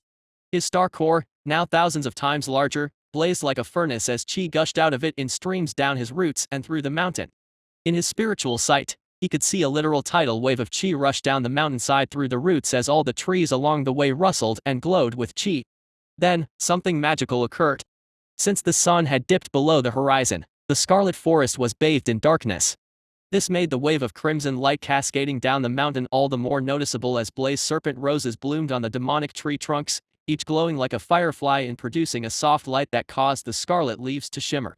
Ashlock paused for a moment, captivated by the breathtaking spectacle, momentarily forgetting the massive chi drain from his body that made it possible. His mind struggled to comprehend the scale of what he just did, as only gods should wield this type of power. Stella and Diana had also risen from the bench, drawn by the sudden change in the ambient chi. Diana parted the haunted mist that had obscured them from the outside world, and together like immortals lording over creation, they watched the spectacle unfold in silent awe. A flurry of activity erupted from the white stone palace. The door swung open and the Grand Elder, along with the other elders, rushed out. They watched awestruck as fire chi swirled around and illuminated the mountain. Once they regained their composure, they turned towards Red Vine Peak, clasped their hands, and bowed deeply in gratitude. Ashlock couldn't deny the satisfaction he felt from their appreciation. They needed each other. Ashlock could cultivate an ideal environment for his followers by manipulating local flora using his mystic realm to train them and producing mushrooms with life-altering effects for cultivation pills. In return, they could gather resources like spirit stones to construct formations that could enhance his cultivation speed, help him stay awake during winter and dark nights, and perhaps even create defensive formations to shield him from another Dao storm. Setting aside his sentimentality, Ashlock knew his time tonight was limited. With the sunset, his body was slowing down, preparing for sleep. He needed to act fast if he wanted to bless Darklight City with mushrooms and flowers overnight. He would also have provided fruit, but the system only permitted him to grow fruit from his branches. Ashlock first summoned his magic mushroom production skill and selected the entirety of Darklight City. Alright, I need to be careful here. Ashlock mentally frowned as he scrolled through the options. His mushroom production ability was a grade for a reason, as it let him add some seriously overpowered psychedelic effects. He could, if feeling generous and suicidal, gift the city with spirit root improving truffles, but he couldn't fathom the worse idea. His goal was a low-cost, aesthetically pleasing, and potentially edible mushroom. He also had to be careful regarding the mushroom's smell because giving the mushrooms a sweet scent might sound nice in theory, but if the entire city smelled like an American candy store, then people would start feeling sick pretty quickly. Finally, as exhaustion threatened to pull him into slumber, he chose the oyster mushroom that resembled a stack of gray pancakes that grew on the side of trees and were known for being edible. As for added effects, he made it so they glowed in the dark with a soft green glow. He also made them absorb the city stench, as even without a nose, he could tell Darklight City was a shithole. It didn't take a genius to understand that since all cities out here in the wilderness were ultimately temporary due to the beast tides, investing a lot of money and time into building a proper sewage system wasn't at the top of anyone's list. In addition, he made the mushrooms fast-growing but terribly bland-tasting. He considered enhancing their flavor, but it would have added to the chi cost for the production and maintenance of the mushrooms. He also didn't want the mushrooms to be over-harvested. They also contained a minuscule amount of his chi, which meant that anyone who consumed them could utilize them as a weak cultivation resource. Satisfied with his creation, Ashlock allowed the mushrooms to proliferate in clusters on all the demonic trees in the city. Warning: nearing star core output limit. If the chi demand for the blaze serpent roses spread across the entire mountain range wasn't enough, transforming Darklight City into a mushroom haven seemed to push the limit. Fortunately, his production skills required a high initial chi investment, but subsequent maintenance was minimal, assuming the mushrooms weren't all consumed or the flowers all plucked. Just one more addition. Ashlock thought lethargically, summoning the blooming flower production menu. With his remaining chi dwindling and sleep's call intensifying, he quickly selected a flower that held a special place in his previous life's heart, the cherry blossom, one of the most beautiful flowers in the world. He deliberately chose a flower that didn't emit any ambient chi or possess any special effects. It was a simple cherry blossom, but that was all he needed to transform Darklight City from a dreary, mining-focused metropolis into a lively and beautiful city. With his vision darkening, he confirmed his selection, feeling another drain of chi from his body towards the demonic trees in Darklight City. At last, I can sleep, Ashlock murmured, succumbing to slumber. Sebastian's eyes shot open as he felt the morning sun's rays streaming through the window. He calmed his meditation technique, causing the swirling metal chi around him to dissipate. A glance to the side revealed Riker peacefully cultivating atop a small mound of iron ingots. Using his spiritual sense, he could tell that the mound was almost depleted of chi, rendering the chi-dense ingots into mere mortal metal, which was of little use to them. "Young lord," Sebastian called out softly, careful not to startle the boy from his deep meditation, which could have negative consequences. Riker's eyes sleepily opened and he yawned. Then, after rubbing his eyes, he looked at Sebastian and smiled. "Morning, Sebastian." Sebastian's eyes narrowed. "Were you cultivating or sleeping?" Riker whistled nonchalantly, looking away. "You fell asleep while cultivating, didn't you?" Sebastian chuckled and shook his head as he walked past the boy towards the grand room's door. "We should head to the city for breakfast. Would you like to join me, young lord?" Still half asleep, Riker rose and stumbled after Sebastian, which was adorable.